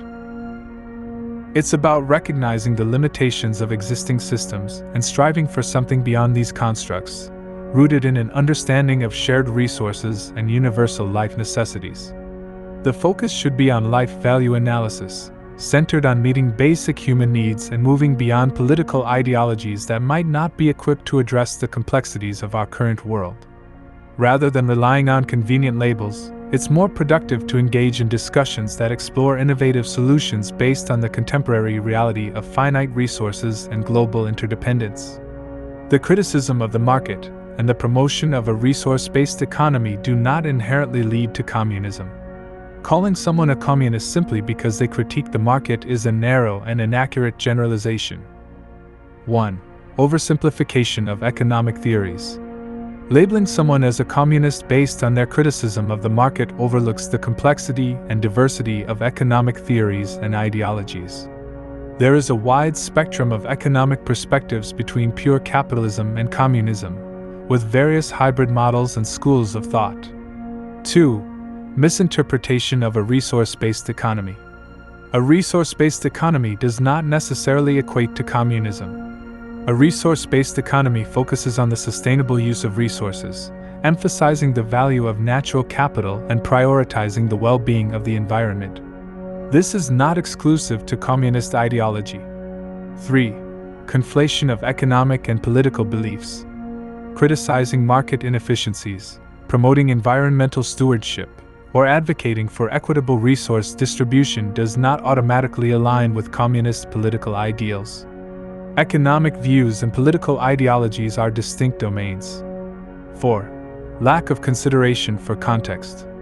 The assumption that market criticism is inherently communist fails to acknowledge the context and motivations behind such critiques.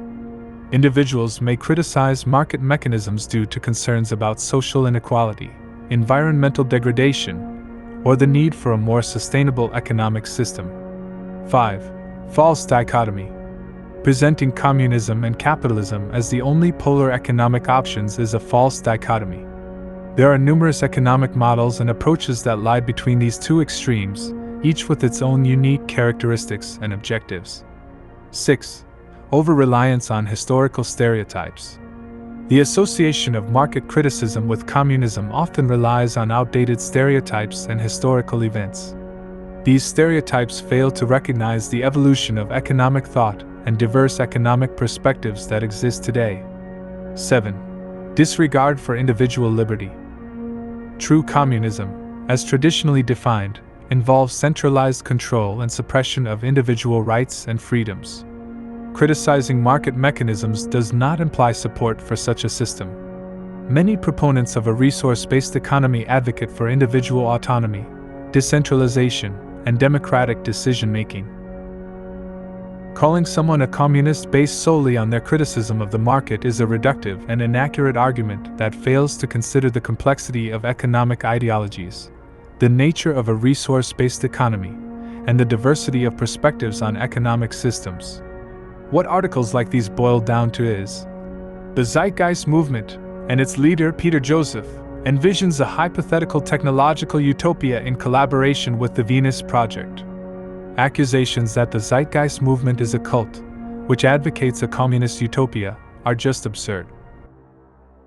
It is the market which is a utopia, as trade is seen as a perfect equal exchange where both parties mutually benefit, when in reality trade is two parties both trying to screw each other over. Trade is a form of violence in a scarcity-based environment.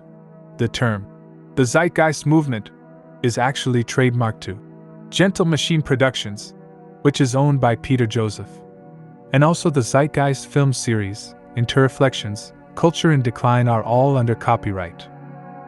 Despite this trademark and copyright, Peter Joseph does not own the Zeitgeist movement's train of thought. The real unofficial Zeitgeist movement is leaderless. Much like the activist group Anonymous, it is decentralized. There is no official Zeitgeist movement. Any claim that there is an official Zeitgeist movement is false, as the word official is related to the word authority.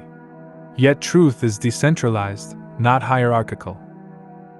What I'm saying is that there is a difference between the official Zeitgeist movement, where Peter Joseph enforces the copyright of official Zeitgeist movement videos, and the unofficial Zeitgeist movement that regular people support, people who simply like the ideas of the Venus Project and a resource-based economy and make public domain videos that can be re-uploaded by movement members to spread the ideas.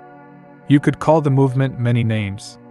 The social atmosphere movement, the social paradigm movement, the cultural climate movement, sustainable technology enthusiasts, moneylesssociety.com, resource-based-economy.org, ecological futurists, the Reality of Me Project, and so forth. Terms like conspirituality are simply insults, either through malicious intent or ignorance. They are not proper criticisms of the Zeitgeist movement. Also, the book, Seeing Like a State, are not an accurate criticism of the Zeitgeist movement because it fundamentally misunderstands the movement's nuanced intentions, which focus on ecological sustainability, scientific scrutiny, and systemic change without subscribing to rigid political ideologies.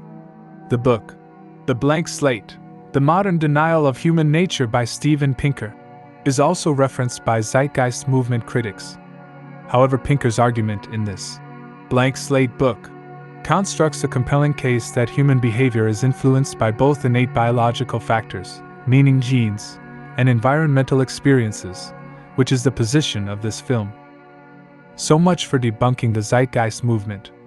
Zeitgeist critics like Stefan Molyneux have highly reductionist views of the Zeitgeist movement, saying the Zeitgeist movement is Marxism with robots, whatever that is meant to mean. In a debate between Peter Joseph and Stefan said people who don't like trade can essentially just fuck off and go live in the woods and grow their own food, foregoing the conveniences of modern technology. The first step in a resource-based economy is to take a survey of the planet's resources. This is done so we know what we can do with our resources and technology to meet all human needs. This requires social activism to make people aware of the Venus Project. If a group of people went off into the woods and attempted to start a resource-based economy while the market is still going, it is inevitable that those who advocate the market would shut down such a project, as the market religion is based on aggression, domination, and authoritarianism. Stefan also has no knowledge of the structural violence or the social system violence of the market, and reduces the market to a little girl's lemonade stand. He doesn't understand that a little girl's lemonade stand will make a monetary profit from someone's addiction to sugar, which is immoral. The idea of a little girl's lemonade stand is really market cult indoctrination towards children. Articles like these will say this film is biased, misleading, propaganda without actually providing counter-evidence. Zeitgeist movement critics always have weak and often slanderous arguments against the movement. This is when the information in this documentary is sourced. You can take this documentary's transcript, input it into Microsoft Copilot, and ask what the sources are for the claims made. A computer will decide where you work, where you live, and what you do, and we'll all live in big communal buildings.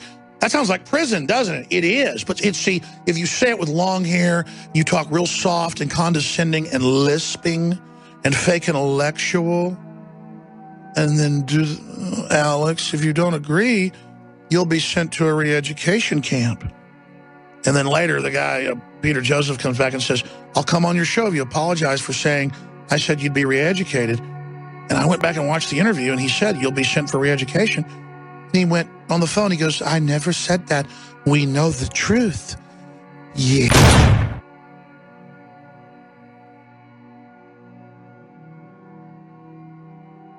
Unmasking the syntax of freedom, exploring market-driven societies and structural realities. The prevailing intellectual culture within any society does indeed reflect the interests and needs of the dominant group. Historical contexts shape the beliefs, values, and ideologies that govern the collective mindset. In societies where power and control are concentrated in the hands of a few, the dominant intellectual culture often mirrors and reinforces these interests.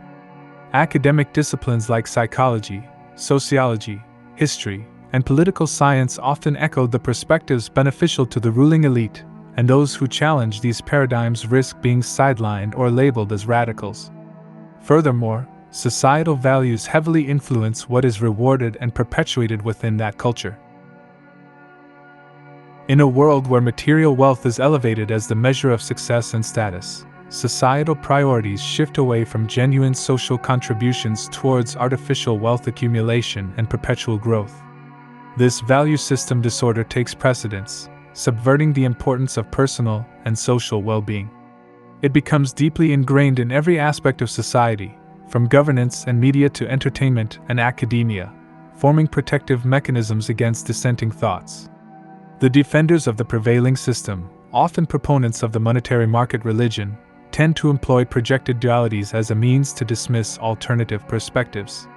This binary approach simplifies complex issues, labeling those who challenge the status quo as extreme opposites.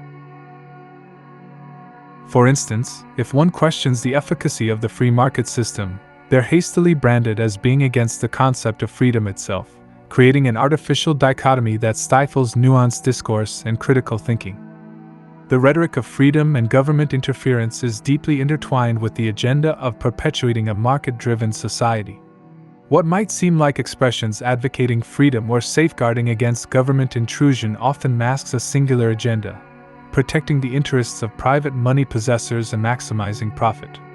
Behind the veneer of lofty ideals like freedom, democracy, and progress lies a syntax, a governing structure of understanding and value that serves these interests. The notion of freedom, commonly tied to democracy, often deceives individuals into believing they possess influence over their government. However, the reality starkly contrasts this illusion. Within market systems, the only vote that truly holds weight is the monetary vote. No amount of ethical outcry or activism can match the influence of wealth in a system where politicians, legislations, and governments themselves are up for sale. The concept of political action in such a system becomes a facade. Movements that seemingly bring change, like the civil rights movement, are often accommodations orchestrated by those who hold power. The illusion of choice through voting is perpetuated, offering an illusion of liberty, masking the pre-established limits of meaningful debate. Those questioning the system's integrity are quickly marginalized, labeled as disloyal, or relegated as conspiracy theorists. Two defenses often arise in defense of this system: the claim that it's the cause of material progress, and the fear of tyranny under alternative social systems. However, this argument is flawed. Material progress owes itself more to scientific advancement and the discovery of abundant energy sources than to the market system, which merely capitalizes on these advancements. The fear of tyranny under different systems is steeped in propaganda, juxtaposing despotic regimes with societal approaches while ignoring the systemic daily mass violence perpetuated by the current system. Structural violence, often overshadowed by behavioral violence, claims more lives than wars, murders, and suicides combined. Famines, for instance, aren't due to food scarcity but the inequitable distribution of economic resources, leading to relative poverty. The lack of access to essential medicines in impoverished areas demonstrates how structural violence, particularly poverty, becomes the deadliest form of violence, claiming countless lives due to financial constraints rather than a lack of medical knowledge or resources. In essence, the rhetoric of freedom and democracy often camouflages the realities of market-driven societies, hiding behind a syntax that perpetuates the interests of a select few while neglecting the systemic violence and inequalities embedded within the current socio-economic system. The unsustainable era. The impending consequences of oil dependency. Oil has been the cornerstone of human civilization, permeating every facet of modern life. Its presence is ubiquitous, entwined in the production, distribution, and sustenance of our industrialized world. From food production to transportation, plastics to energy, oil's pervasive influence underscores the very fabric of our existence. This cheap and easily accessible energy source has been pivotal in fueling the remarkable growth of human population and industrialization over the last century, allowing for a tenfold increase in global population. However, the era of abundant oil is facing an imminent crisis. By 2050, projections indicate that the global oil supply will be insufficient to sustain even half the current world population in its present lifestyle. The reality demands an enormous adjustment, urging humanity to fundamentally redefine its way of life. The alarming ratio of oil consumption to new discoveries serves as a harbinger of the impending crisis. The world currently uses 6 barrels of oil for every newly discovered barrel, a figure that is rapidly escalating. Despite this imminent challenge, governments and industry leaders exhibit a lack of genuine initiative to chart a new course. Superficial attempts to integrate renewable energy sources like wind and tidal power or to marginally enhance energy efficiency in vehicles are insufficient in the face of this impending energy crisis. Governmental responses, often driven by economists fixated on reviving past economic prosperity through consumerism, fall short of acknowledging the systemic issue. These attempts often involve printing more currency without substantial collateral, fostering short-lived economic recoveries that eventually collide with supply barriers, resulting in deeper recessions. The vicious cycle of economic growth, price spikes, shutdowns, and subsequent short-lived recoveries perpetuates a troubling pattern. The current trajectory of oil production, hovering around 86 million barrels a day, demands a replacement of approximately 14 million barrels daily within a decade. Yet, there is no viable alternative that can bridge this massive energy deficiency. The failure to prioritize the development of sustainable energy sources is a critical misstep that future generations will regard with incredulity. As humanity navigates this critical juncture, the predicament of oil dependency highlights the imperative for proactive measures towards sustainable energy sources. Failing to recognize the finite nature of this vital commodity and building an entire economy around its impending scarcity remains a monumental oversight. The impending global energy deficiency demands a paradigm shift towards innovative and sustainable energy solutions. The failure to heed this warning and adapt to a world beyond oil threatens not just our present but the very legacy we leave for future generations. The conundrum of depleted resources, facing the limits of our current system.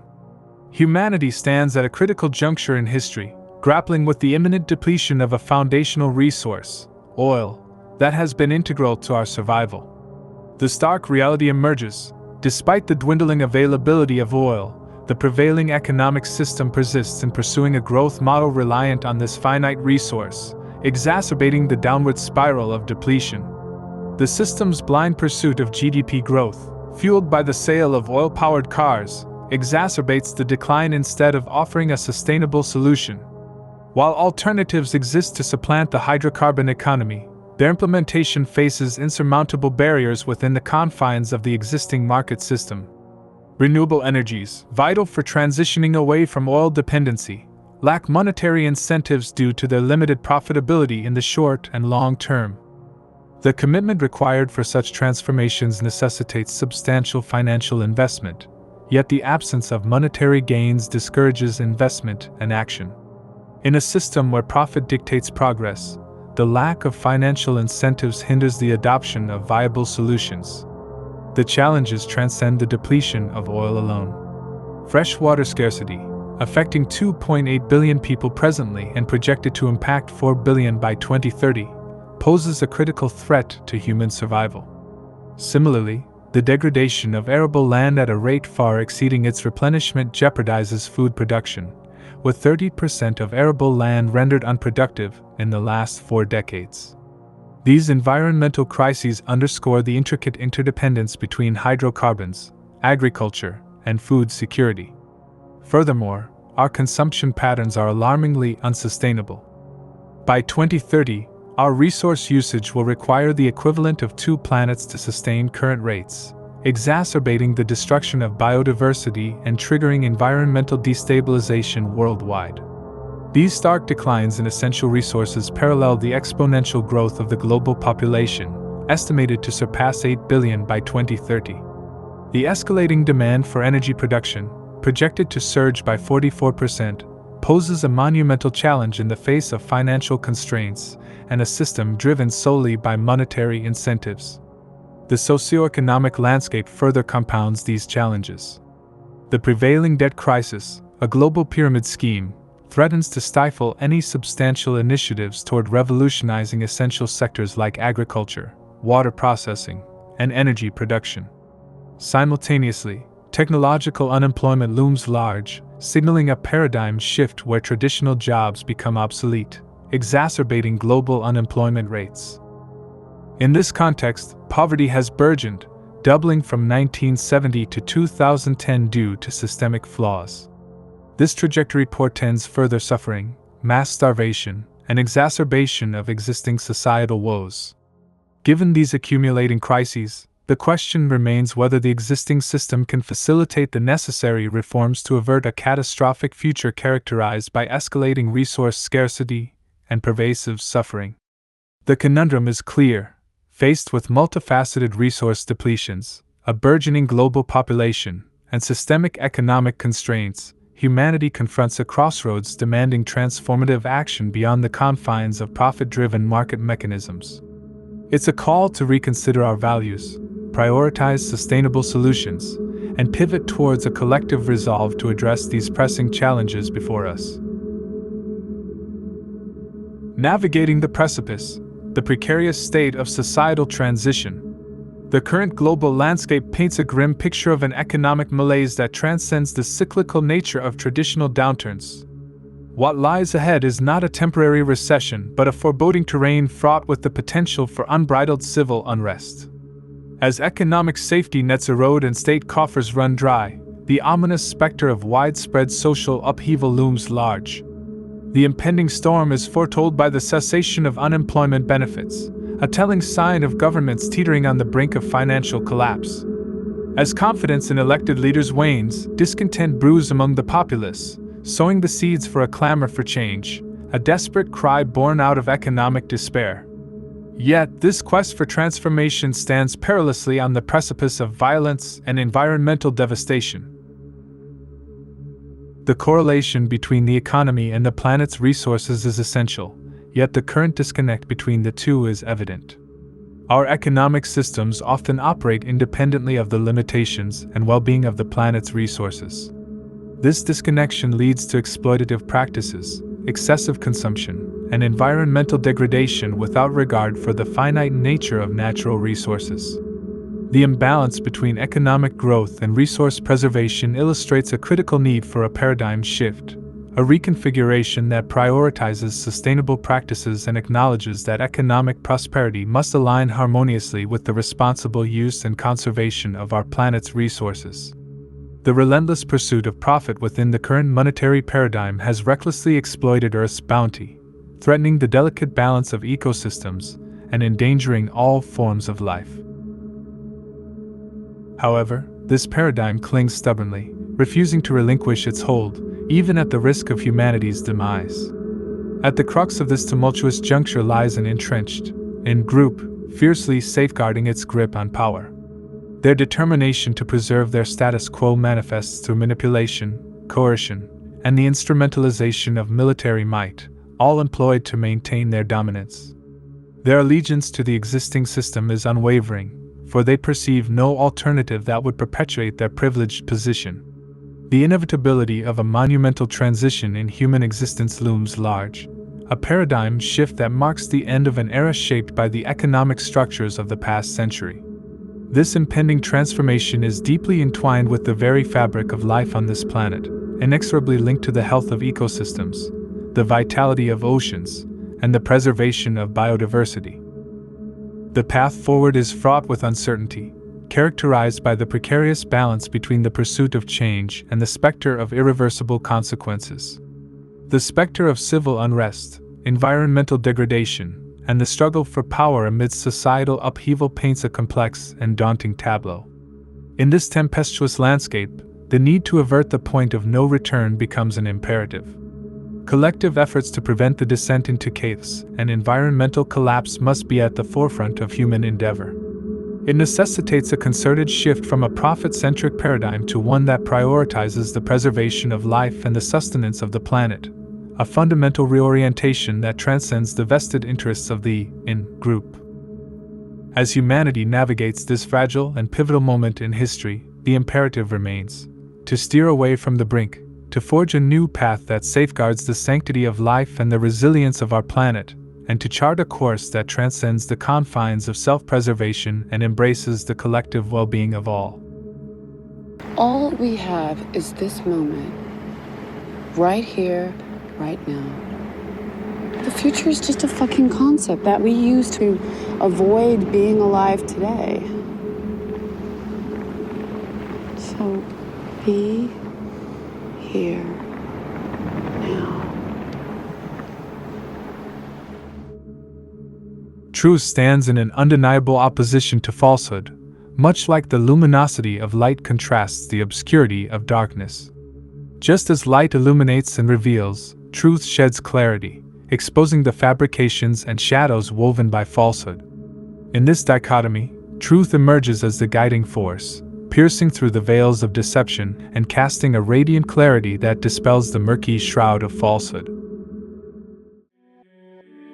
Threads of Unity, exploring quantum connections and the ride of perception. The double-slit experiment is a fundamental concept in quantum physics that explores the wave-particle duality of matter and the behavior of particles at a quantum level. In this experiment, a beam of particles, such as electrons or photons, is directed toward a barrier with two narrow slits. Behind the barrier lies a screen that records where the particles land after passing through the slits. When particles are fired individually through the slits, they behave as discrete particles, creating two distinct bands on the screen, showing a particle-like behavior. However, the most intriguing aspect arises when the experiment is conducted with no observation. In this scenario, particles are sent through the slits, and rather than exhibiting particle-like behavior, they display an interference pattern on the screen, akin to waves interfering with each other. This phenomenon suggests that particles possess both wave-like and particle-like characteristics. More fascinatingly, when observed or measured, the particles behave as discrete entities. When unobserved, they seem to behave as waves, displaying interference patterns.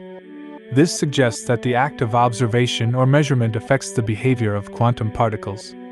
It indicates that the mere act of observing or measuring these particles collapses their wave function, forcing them to behave as particles rather than exhibiting wave-like behavior. This implies a profound connection between the observer and the observed, suggesting that reality reacts or changes based on our perception or measurement of it at a quantum level. Don't speak negatively about yourself, even as a joke. Your body doesn't know the difference. Words are energy and they cast spells, that's why it's called spelling. Change the way you speak about yourself, and you can change your life. If you want to find the secrets of the universe, think in terms of energy, frequency, and vibration. The intricate web of reality interlaces every individual, threading connections that transcend the superficial boundaries of separation.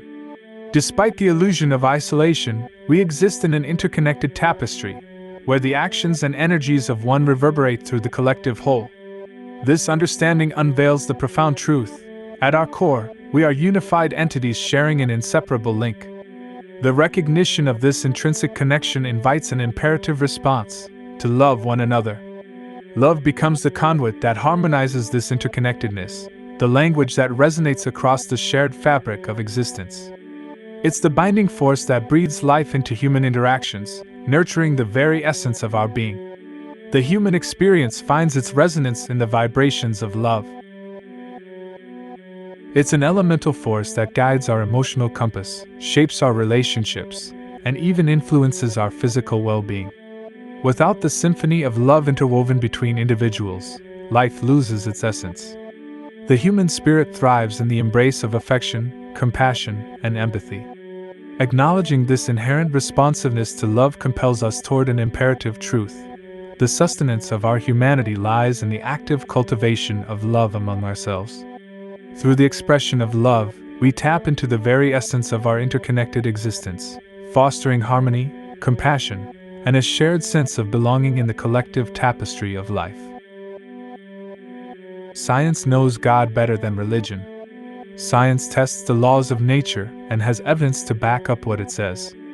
Besides some metaphors and general life advice, religion, or a belief in God, offers no practical use in terms of technical blueprints for how to build a functional society.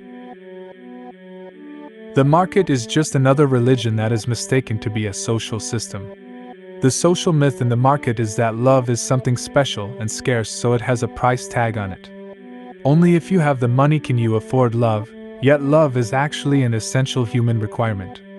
The market does not promote abundant love. Abundant love is bad for business, as the market is based on scarcity. Satanism, so to speak, encompasses selfishness, only thinking about yourself, doing whatever you want, or do what thou wilt, and not abiding by the laws of the universe, meaning to enable good health and happiness for everyone. In other words, Satanism is unnatural and goes hand in hand with the market. Yet the market creates an environment which gives people little opportunity to be good people, not only because evil is monetarily rewarded, but because people abuse each other in society because of the stress of the market or social competition, and that abuse translates into a vicious cycle of destructive behaviors.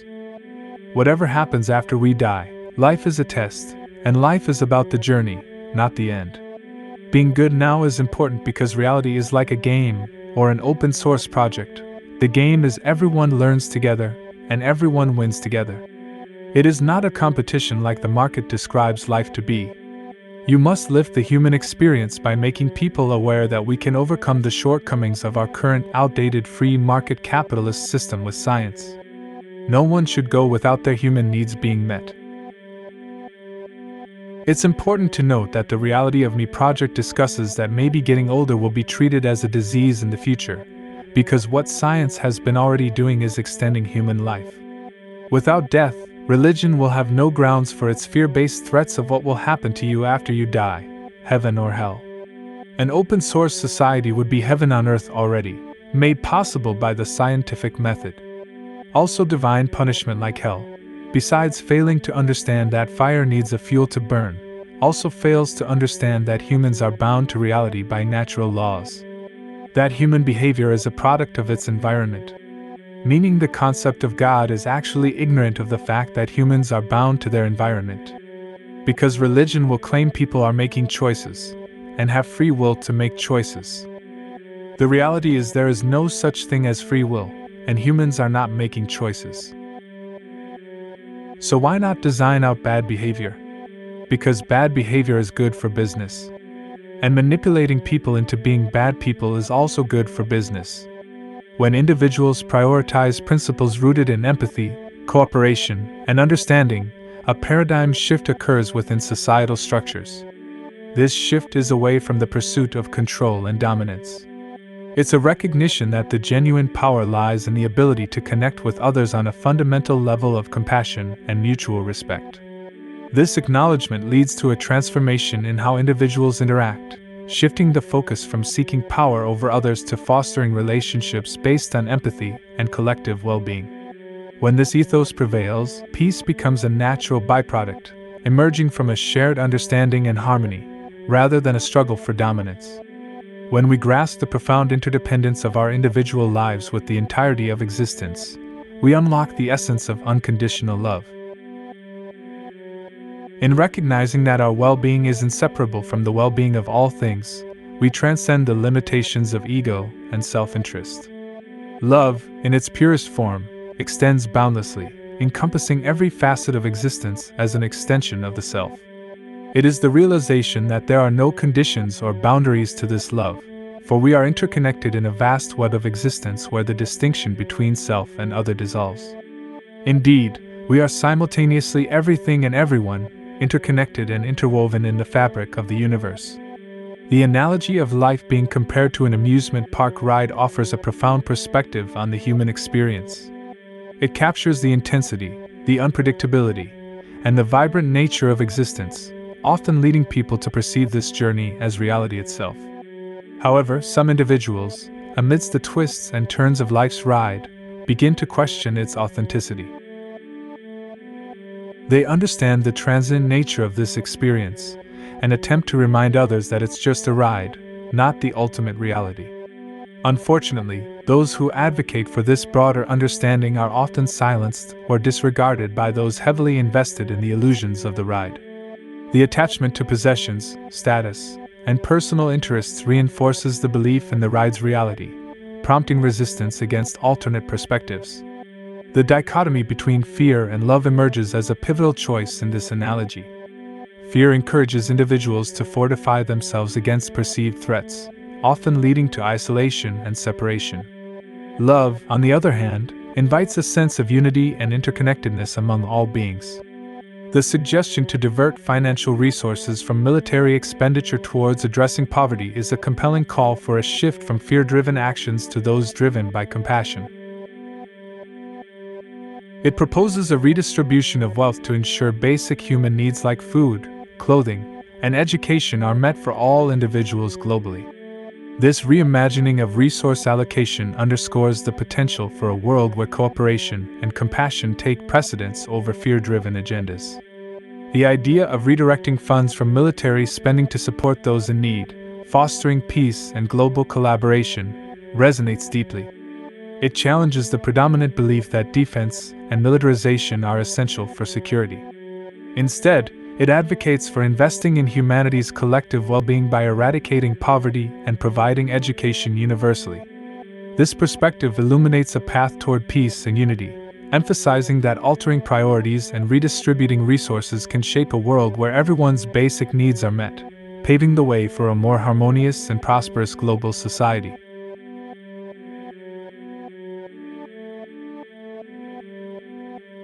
Earth's precarious balance.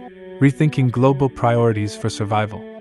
Our world remains ensnared in a precarious global balance orchestrated by nations holding immense military might. The harrowing equilibrium between superpowers endangers the lives of all Earth's inhabitants. The pernicious dance of power plays out through events like the Cuban Missile Crisis, the ominous testing of anti-satellite weapons, and the scars left by wars in Vietnam and Afghanistan. These mammoth military establishments are entwined in an unsettling embrace, their reliance on each other perpetuating a chilling reality. Yet, this balance is precarious, a fragile tightrope with little room for error. Despite this, nations collectively exhaust a staggering $1 trillion annually on war preparations, diverting the expertise of countless scientists and technologists into military ventures. Imagine presenting this saga to an impartial observer from beyond our celestial realm. How would we account for our stewardship of this planet? We've heard the justifications from the great powers, we've witnessed the nation's declarations, but who speaks for the entirety of humankind? Who advocates for Earth? An extraterrestrial vantage point would swiftly reveal our civilization teetering on the brink of failure, the most vital mission of ensuring the well-being of our citizens and preserving the future sustainability of our home planet at grave risk. Such revelations compel introspection. If we tolerate the looming specter of nuclear conflict, should we not ardently explore all avenues to avert it? Should we not, in every corner of our globe, contemplate monumental shifts in our conventional approaches, a reformation that touches upon economic, political, social, and religious frameworks? We've reached a juncture where no special interests or exemptions hold merit. Nuclear arms endanger every soul on this shared orb. Transformations deemed impractical or contrary to human nature are not insurmountable. history shows us that sweeping changes are possible. In the last couple of centuries, the shackles of abject slavery, a scourge that haunted humanity for eons, have nearly vanished in a remarkable global revolution. Women, long denied their due in political and economic spheres, are gradually attaining the power previously withheld from them. Wars of aggression have stalled or ceased, catalyzed by the revulsion felt by the citizens of belligerent nations. The antiquated appeals to division based on race, gender, and fervent nationalism are faltering. A burgeoning consciousness perceives Earth as a unified organism and acknowledges that a world at war with itself faces a perilous fate. We stand as one planet, intricately connected and undivided in our vulnerability and our potential for shared prosperity. The common threads that bind humanity, an alien perspective on our shared cosmic journey. Among the myriad of disparities that characterize human societies, an alien observer would discern an underlying unity that transcends these differences. Our shared existence is intimately connected to the celestial bodies that govern our planet's rhythms, and we are all composed of the same fundamental building blocks of the universe. This profound interconnectedness underscores the insignificance of our societal variations compared to the common threads that bind us. As a species, we have delved into the depths of matter, unraveling the secrets of the atoms that constitute all of nature. We have witnessed the forces that have shaped our world and have embarked on a journey of self-discovery, seeking to understand our origins and our place in the vast cosmic tapestry. We are, in essence, star-stuff contemplating the stars, marveling at the intricate evolution of nature and the emergence of consciousness on Earth. This realization instills within us a profound sense of responsibility towards our species and our planet, acknowledging that our survival and prosperity are not solely our own concern but also a duty to the ancient and boundless cosmos from which we have emerged. Tit for tat, the strategy of cooperation in game theory and beyond. The concept of tit for tat originates from the English saying, equivalent retaliation, and has become a fundamental strategy in game theory. It involves initially cooperating with an opponent, then mimicking their previous action and subsequent moves. Cooperation for cooperation, defection for defection. This approach, akin to reciprocal altruism, encourages cooperation while retaliating against defection. In game theory, tit for tat has proven highly effective, particularly in the iterated prisoner's dilemma. It was introduced by Anatole Rappaport and Robert Axelrod's tournaments in the 1980s, where it emerged as both the simplest and most successful strategy in direct competition. Despite its adversarial name, tit for tat fosters cooperation and has practical applications beyond game theory, including conflict resolution techniques and explanations of altruistic behavior in both animals and human societies. When the world trades bitter power struggles for the embracing warmth of love, harmony will reign, and peace will forever endure. The current financial and corporate systems have become outdated and no longer serve the best interests of society. However, it's unrealistic to expect the business and financial elite to voluntarily embrace change, as it would threaten their power and control. Therefore, a peaceful yet strategic approach is necessary. The most effective action we can take is to change our behavior and stop supporting the existing system. By refusing to participate and consistently highlighting its flaws and corruptions, we can compel the establishment to heed the will of the people and undergo the necessary transformation.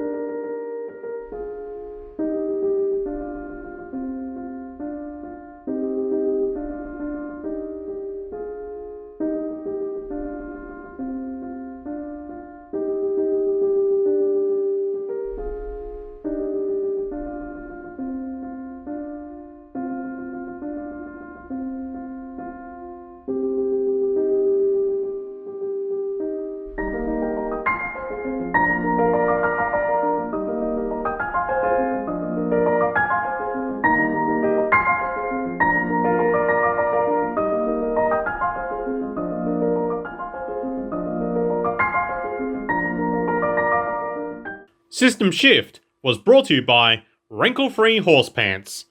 Made for horses, by horses, out of horses. Sit, Ubu, sit. Good dog.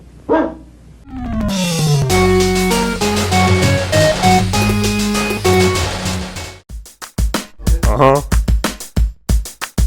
Let's go.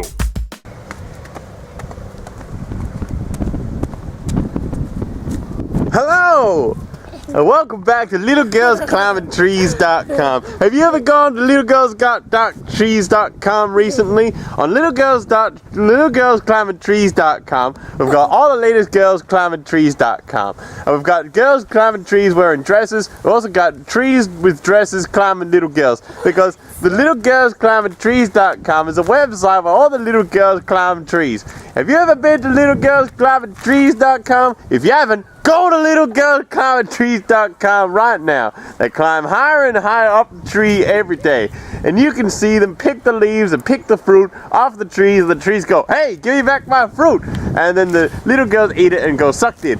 Anyway, if you have gone to LittleGirlsClimbingTrees.com, well, if you sign up right now, you can go to www.littlegirlsclimbingtrees.com and you can see all the little girls climbing trees.com all the time. They climb trees and have fun and jump up and down on top of the branches. Well, if they can.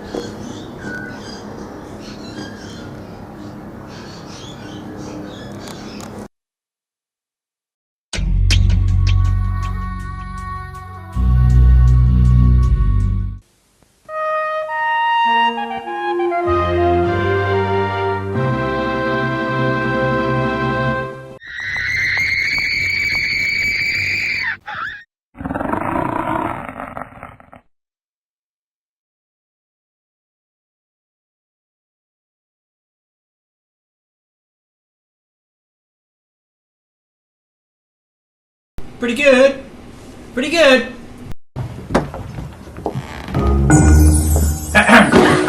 What am I doing here? How did I get here?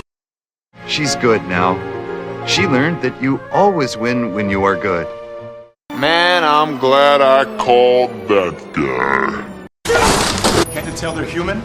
Protocols are down. There's nothing we can do. There's nothing we can do. There's nothing we can do. There's nothing we can do. Funding for this program was provided in part by the Corporation for Public Broadcasting and by the financial support of viewers like you. Have you ever bought or rented a videotape that wasn't quite right? It may have been a pirate copy, an illegal and inferior copy for which you paid good money. Pirated tapes are recognizable by poorly presented or photocopied jackets, poor sound and or picture quality. the lack of censor and other labels on the face and spine of the tape, and the absence of warnings, such as this at the beginning of the tape presentation. Pirate tapes rob artists and studios of their rightful income and add to the cost of a video to the consumer. Video piracy is a major problem in Australia. Please help us stop it. If you buy or rent a tape which you believe is not the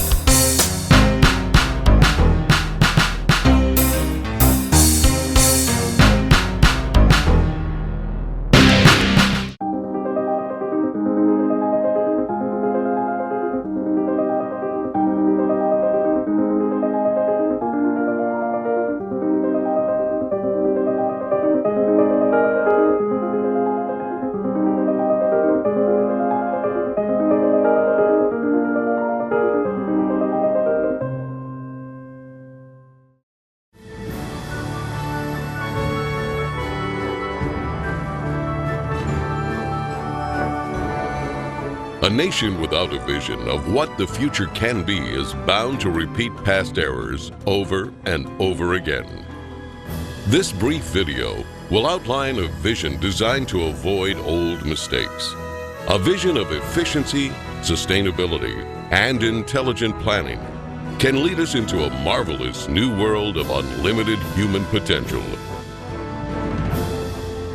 Designing the future.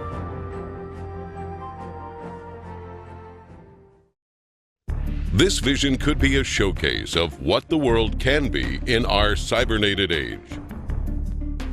Science and technology could be used for human betterment and the restoration and protection of the environment, serving as an example of the intelligent application of a systems approach. While some people advocate the restoration of existing, worn-out cities, these efforts fall short of the potentials of modern technology. Repairing outmoded cities results in higher costs of operation and maintenance. It is actually less expensive in the long run to build newer cities from the ground up than to restore and maintain old ones. A total city system approach requires overall planning to attain a higher standard of living for all the city's occupants. The circular arrangement efficiently permits the most sophisticated use of available resources and construction techniques with a minimum expenditure of energy. This can make available to all people the most advanced amenities that modern science and technology can provide. It could be the hub and learning center where people from all over the world visit and hopefully emulate this design approach in other parts of the world. Design considerations for these new cities include its overall functioning, its ease of assembly, the reduction of maintenance, efficient transportation, and its simplicity and durability. This will include the flexibility to permit ongoing and later changes. The city would function as an evolving, integrated organism rather than a static structure. This systems approach envisions assembling entire cities by standardizing basic structural elements, which are prefabricated in automated plants and assembled on site. Many of these buildings would be comprised of standard units that can be arranged to meet many different requirements. This approach means that these cities can be extremely cost efficient because only one sector needs to be designed, which can be duplicated repeatedly for the completion of an entire city as totally integrated city systems anywhere in the world. The outer perimeter will be part of the recreational area with golf courses, hiking and biking trails, and opportunities for water sports. Inside this area, a waterway surrounds an agricultural belt with indoor and outdoor agriculture. Continuing toward the city center, 8 green sectors provide clean, renewable resources of energy using wind, solar, and heat concentrators. Waste recycling and other services are located beneath the city. The plan utilizes the best of clean technology in harmony with the surrounding environment. The residential district features beautiful landscaping with lakes and winding streams, a wide range of creative, innovative apartment buildings, and individual unique homes will provide many options for the occupants. New and innovative methods of fast mass construction for housing and building systems will inject composite materials into a mold and then extrude the form upward. In some cases, multiple city apartments can be produced as continuous extrusions, which are then separated into individual units. Cranes transport these prefabricated dwellings to site locations. They are then lifted and inserted into a support structure. The apartments are lightweight and high strength. All of the dwellings are designed as self-contained residences. The outer surface of these efficient structures serve as photovoltaic generators, converting solar radiation directly into electricity for heating, cooling, and other needs. The thermocouple effect will also be used for generating electricity. The wide range of individual homes are prefabricated and relatively maintenance-free, fire resistance, and impervious to weather. With this type of construction, there'd be little or no damage from floods, earthquakes, or hurricanes. Their thin shell construction can be mass-produced efficiently and economically. New energy-efficient systems can be installed to supply enough power to operate the entire household. Adjacent to the residential district are planning, science, and research centers. 8 domes surrounding the central dome house art, music, exhibition, entertainment, and conference centers. Lovely parks, lakes, streams, and waterfalls are located throughout the entire city. The Central Dome, or Theme Center, contains schools, healthcare, shopping, communications networking, and childcare. It is also the core for most transportation services, which move people by transveyors horizontally, vertically, and radially anywhere in the city. This minimizes the need for automobile transportation, except for emergency vehicles. Transportation between cities would be by monorail.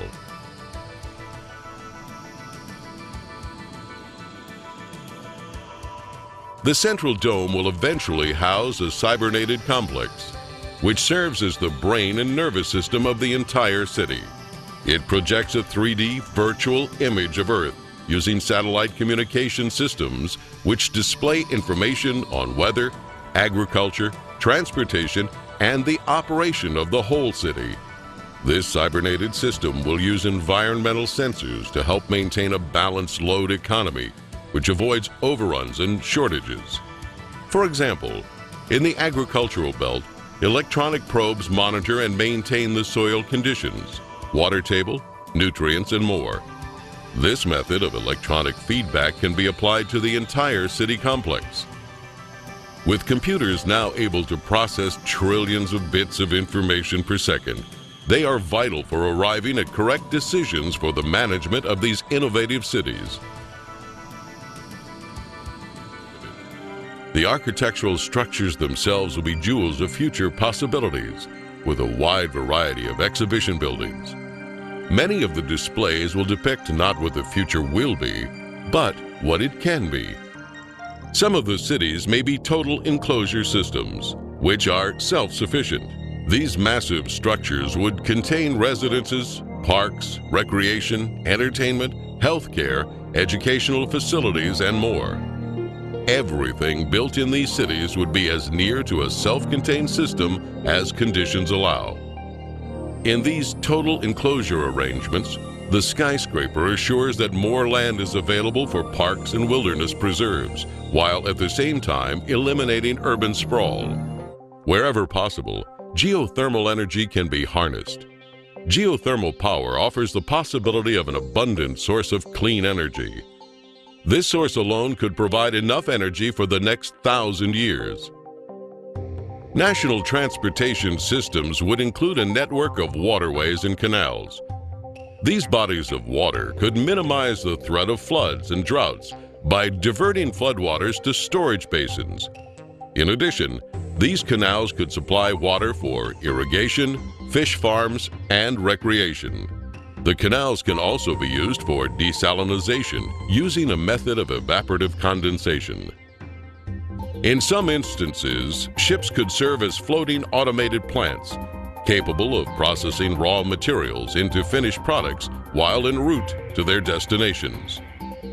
Huge ships and submarines with many removable and interchangeable compartments will carry freight across the oceans. Rather than separate containers, an entire freight section can be automatically disengaged at the port. Bridge designs would be greatly simplified, and bridges can be made corrosion resistant. They would be prefabricated and transported to the site by twin-hulled catamarans.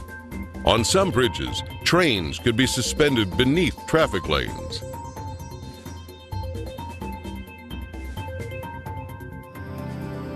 Colonization of the oceans is one of the last frontiers remaining on Earth.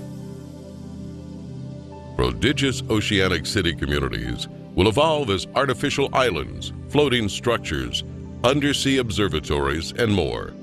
These large marine structures are designed to explore the relatively untapped riches of the oceans and provide improved mariculture, freshwater production, energy, and mining. This could offset land-based shortages. They could also provide almost unlimited riches in pharmaceuticals, chemicals, fertilizers, minerals, oil, and natural gas. Ocean cities would be resistant to earthquakes and greatly relieve land-based population pressures. The population would vary from several hundred to many thousand.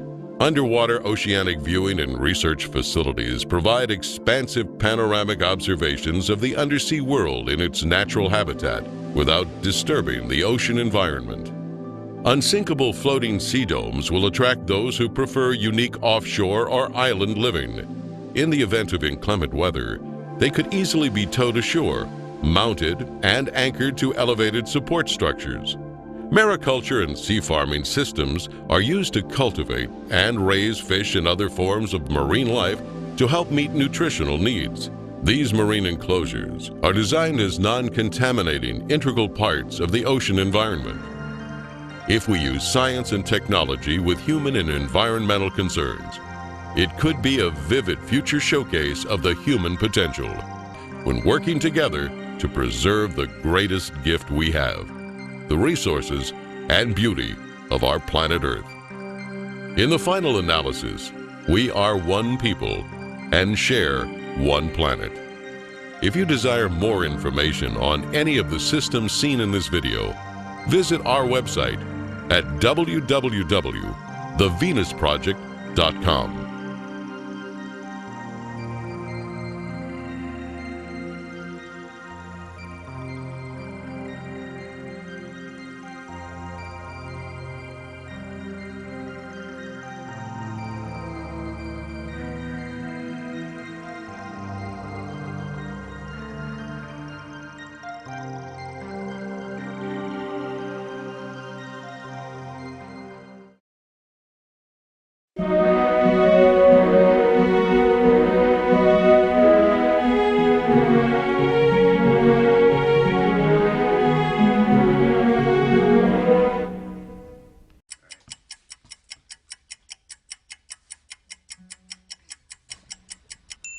I wish I could say everything's just peachy.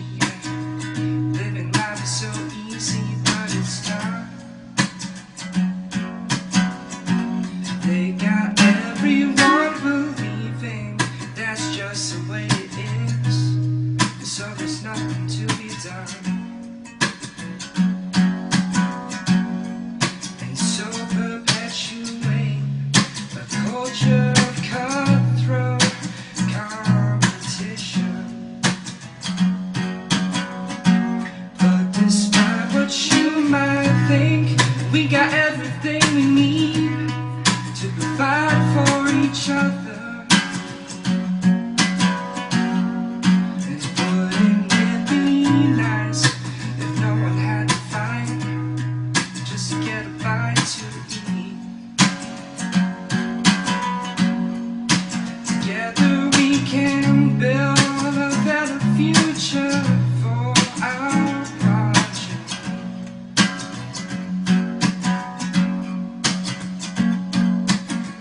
Don't let them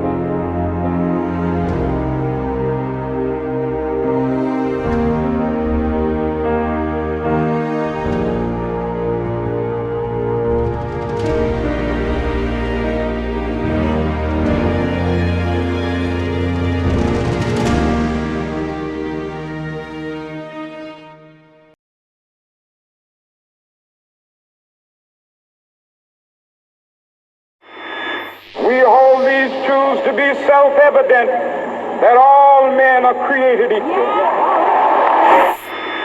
I'm only a child, yet I know we are all in this together and should act as one single world towards one single goal. We have heard the rationales offered by the superpowers. We know who speaks for the nations, but who speaks for the human species? Who speaks for Earth? I am talking about the resource-based economy. The scientific method for social equality, where our technology allows for life in global abundance. And the choice between contender and incumbent is redundant. Welcome to this pale blue dot in our galaxy, where we fear the finality of our own mortality, and we worry about our salary and consumption of calories, while famine and war have caused another fatality. We live in a finite world, but our need for growth is infinite. Our relationship with money is so damn intimate. We can't slow down, we want more, oh we're so into it. Intermit, it would be a sin to quit. So now the whole planet's in debt. We owe quite a tall stack, but it's literally impossible to pay it all back, because money is debt created with interest. You listening? There's actually more money owed than exists in the whole system. That's a pyramid scheme, not just mean individuals skimming the cream, not just smoke-filled rooms where the supremely powerful convene. It seems a systemic flaw is the theme to this meme. Today's system defines who wins and loses with competitions, and losers are created by definition. Our leaders are ruled by political ambition. Not a single one of them is a trained technician. It would be insane to listen to their claims. I'd rather use the scientific method to arrive at decisions. So pardon my sedition, but I stand by my derision, and I fight against this system with a thought for ammunition. It's a train of thought, it's a frame of sorts, a campaign where you can't just feign support. The train of thought can't be claimed or bought. It's an idea, there's no one you can blame in court. It's a train of thought, it's not a game or sport. It pertains to humane and sustained support. Like a chain is wrought, it can be trained and taught to anyone with a brain. Let me explain in short. I'm talking about the resource-based economy, the scientific method for social equality. No political borders, no one giving you orders. It's a wealth worth giving to our sons and daughters. I'm talking about the resource-based economy, the scientific method for social equality. Take care of the planet and meet everybody's need. Make the world debt-free, just live and let be. We can't control nature, we can only try to fit the mold. So instead of growth and jobs, let's set ourselves a new goal. A bold, high standard of living for the planet as a whole, in a sustainable way for every human soul, young and old. Let go of your borders, time to think worldwide. No more democracy and politics, all that's been tried. Instead, we use the scientific method as a guide to arrive at decisions on how technologies apply. And if we want to provide, we can't take a resource and abuse it. We need to keep track of what we have and how fast we use it. Systems theory tells us everything in nature's connected. When we cut down too many trees, the ecosystem is affected. So in production, it makes sense to build everything to last. Planned obsolescence should be a thing of the past. And if we design fast evolving technologies to be modular, we can replace old parts with the new and more popular. To distribute our goods, the shortest distance is preferred. To transfer from there, what we can make here is absurd. Then we evaluate demand for goods and build hubs to receive them. Like a library, we check things out for as long as you need them. All of this is doable with today's technology, as long as we apply the right methodology. Cause scarcity is technically outdated, you follow me? This way we can live in abundance and global equality. I'm talking about the resource-based economy, the scientific method for social equality, where technology allows a life in global abundance, and the choice between contender and incumbent is redundant. I'm talking about the resource-based economy, the scientific method for social equality. Every kind of transition is about damn time. The planet is shared by all of mankind. Incentive is the key to understanding volition. We don't act without it, it's behind any decision. There's no human nature to behavior, just predisposition that has to be supported by the surrounding conditions. So the mission is one we should all agree to pick. No police, no prisons, no referee to trick. Build a system with no incentive for harmful behavior, cause if you remove the carrot, you don't need the stick. There would be nothing to gain from trying to mislead, mistreat or deceive. No incentive to thieve, what could you hope to achieve? Anything you need, you can get for free, and it would always be available, so no reason for greed. 10% of the population makes the system run, so instead of working 9 to 5, live your life for fun. Travel the world, raise a family, read a book, build something beautifully useful, or learn to cook. It's this generation's defining challenge, extraordinaire. It's not complicated, just a comprehensive affair. For some it's a big mouthful, for others a breath of fresh air. Don't be scared, cause it can be done, don't despair. educate yourself on how the current system's impaired. But please do more than just make other people aware. When it comes down to it, we have two things to declare. One, we all care, and two, we all share. That train of thought, it's a frame of sorts, a campaign where you can't just feign support. The train of thought can't be claimed or bought. It's an idea, there's no one you can blame in court. It's a train of thought, it's not a game or sport. It pertains to humane and sustained support. Like a chain is wrought, it can't be trained and taught to anyone with a brain. Let me explain in short. I'm talking about the resource-based economy, the scientific method for social equality. No political borders, no one giving you orders. It's a wealth worth giving to our sons and daughters. I'm talking about the resource-based economy, the scientific method for social equality. Take care of the planet and meet everybody's need. Make the world debt-free, just live and let be. I'm talking about the resource-based economy, the scientific method for social equality. Where technology allows a life in global abundance, and the choice between contender and incumbent is redundant. I'm talking about the resource-based economy, the scientific method for social equality. And because the transition is about damn time, the planet is shared by all of mankind.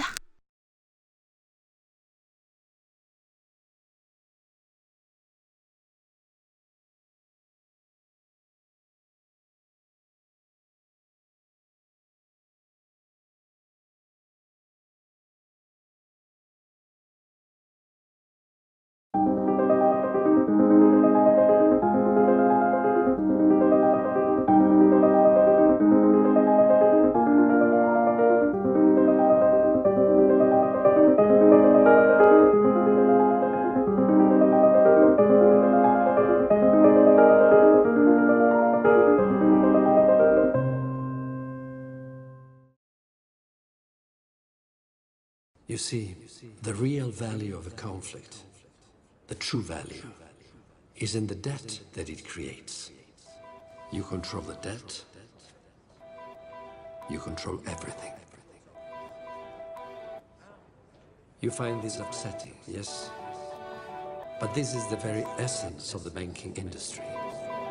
To make us all, whether we be nations or individuals, slaves to debt. You can call me money, but you can't escape from me. I take grace hatefully, enslave and make it fun for me. And luckily, the species ain't seen my diseases. I bloody the streets with bodies that keep slacking me. You casually spin me as I deprive freedom and lives. As I push your future aside, you're divided, can't ask why. Your progress is nonsense, it's swamped with obsolescence in seconds. I take your best shit and wreck it. While you stress and caress me, I poison your cities. Left you degraded and clueless, disgracefully stupid, neurologically damaged, empathically savage, with habits as hazardous as Halliburton's habit. You can't avoid my madness as I ravage the planet. For useless consumerism, I'm abusing a system of associative thought patterns to eradicate plates of earth before you vacate the space for permanent work.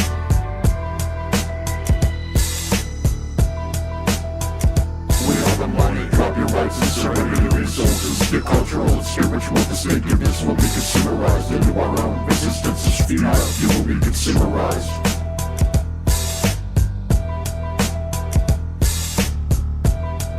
You will be consumerized.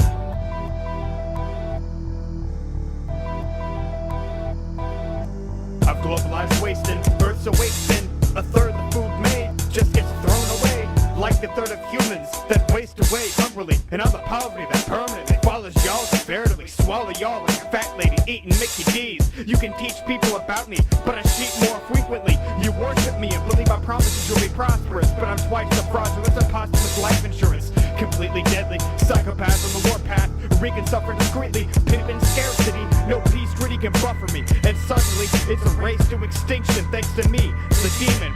So get your face in position, embrace free missions. Since you embrace my religion, I'll Jim Jones your resistance. So long as your justice stays the split of resistance. Dithering for little shit, ignorant of my malevolence.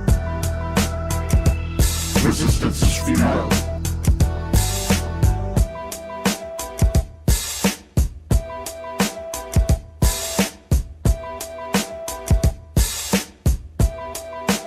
You will be consumerized.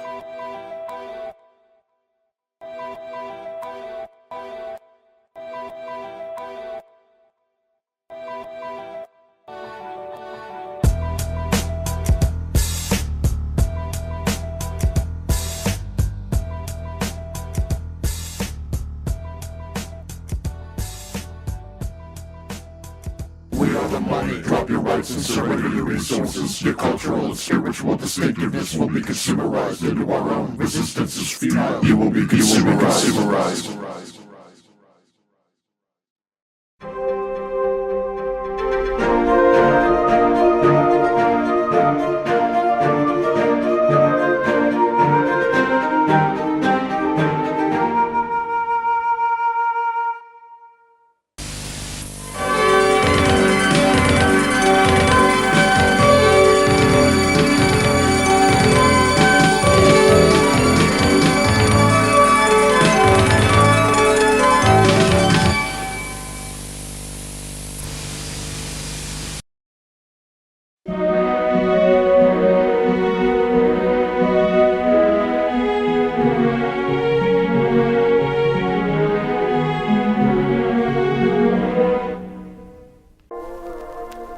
Sasha, and I'd like to tell you about my home, Prison Earth. Prison Earth is a fairly large place. It has hundreds of different prison cells and billions of prisoners. Some of the prison cells are pretty large, some are much smaller. Some are fairly nice, others are horrible. I was born in jail cell R, which isn't the worst cell in the prison, but many would argue that it's not the best one either. Back in the 90s, when I was growing up, Cell R was actually considered to be a pretty dangerous place.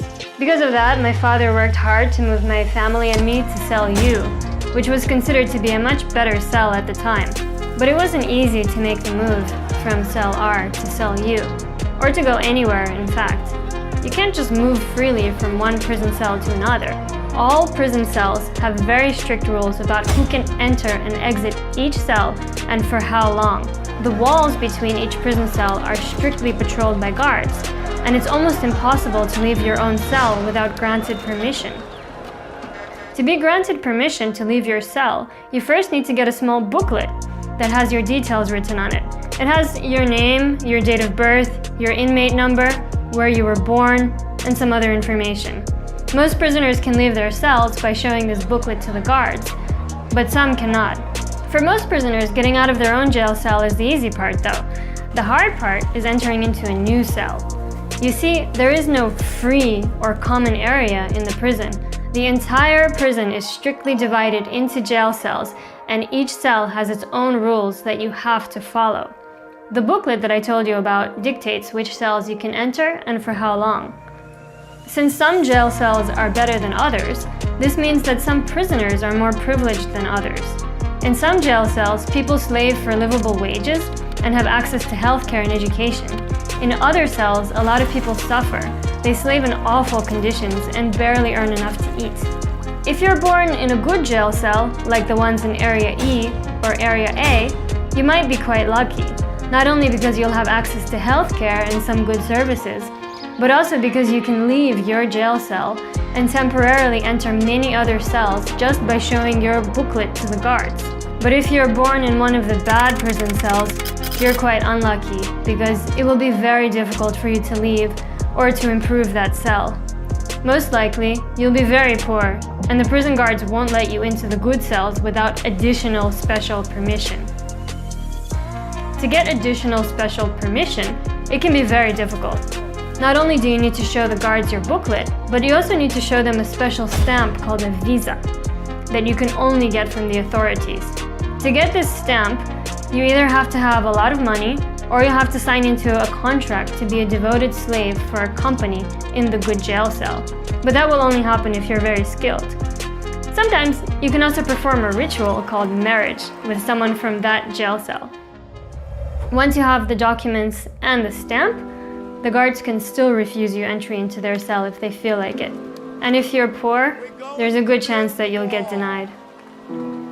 The funny part is that most prisoners don't even realize that they're locked up. Most prisoners don't even try to go into a neighboring cell for longer than they're allowed to. Most don't question the guards or the other prisoners. They just do what they've always done. They work. They slave their lives away in their designated jail cells. And they only take vacations when they're allowed, only for as long as they're allowed. They might be numb to this prison. They might be quietly existing, working in the system, perhaps drinking, smoking, or taking pills to cope with the lack of meaning in their imprisoned existence. But I hope you're not like that. I hope you question and take a step outside, at least with your own mind.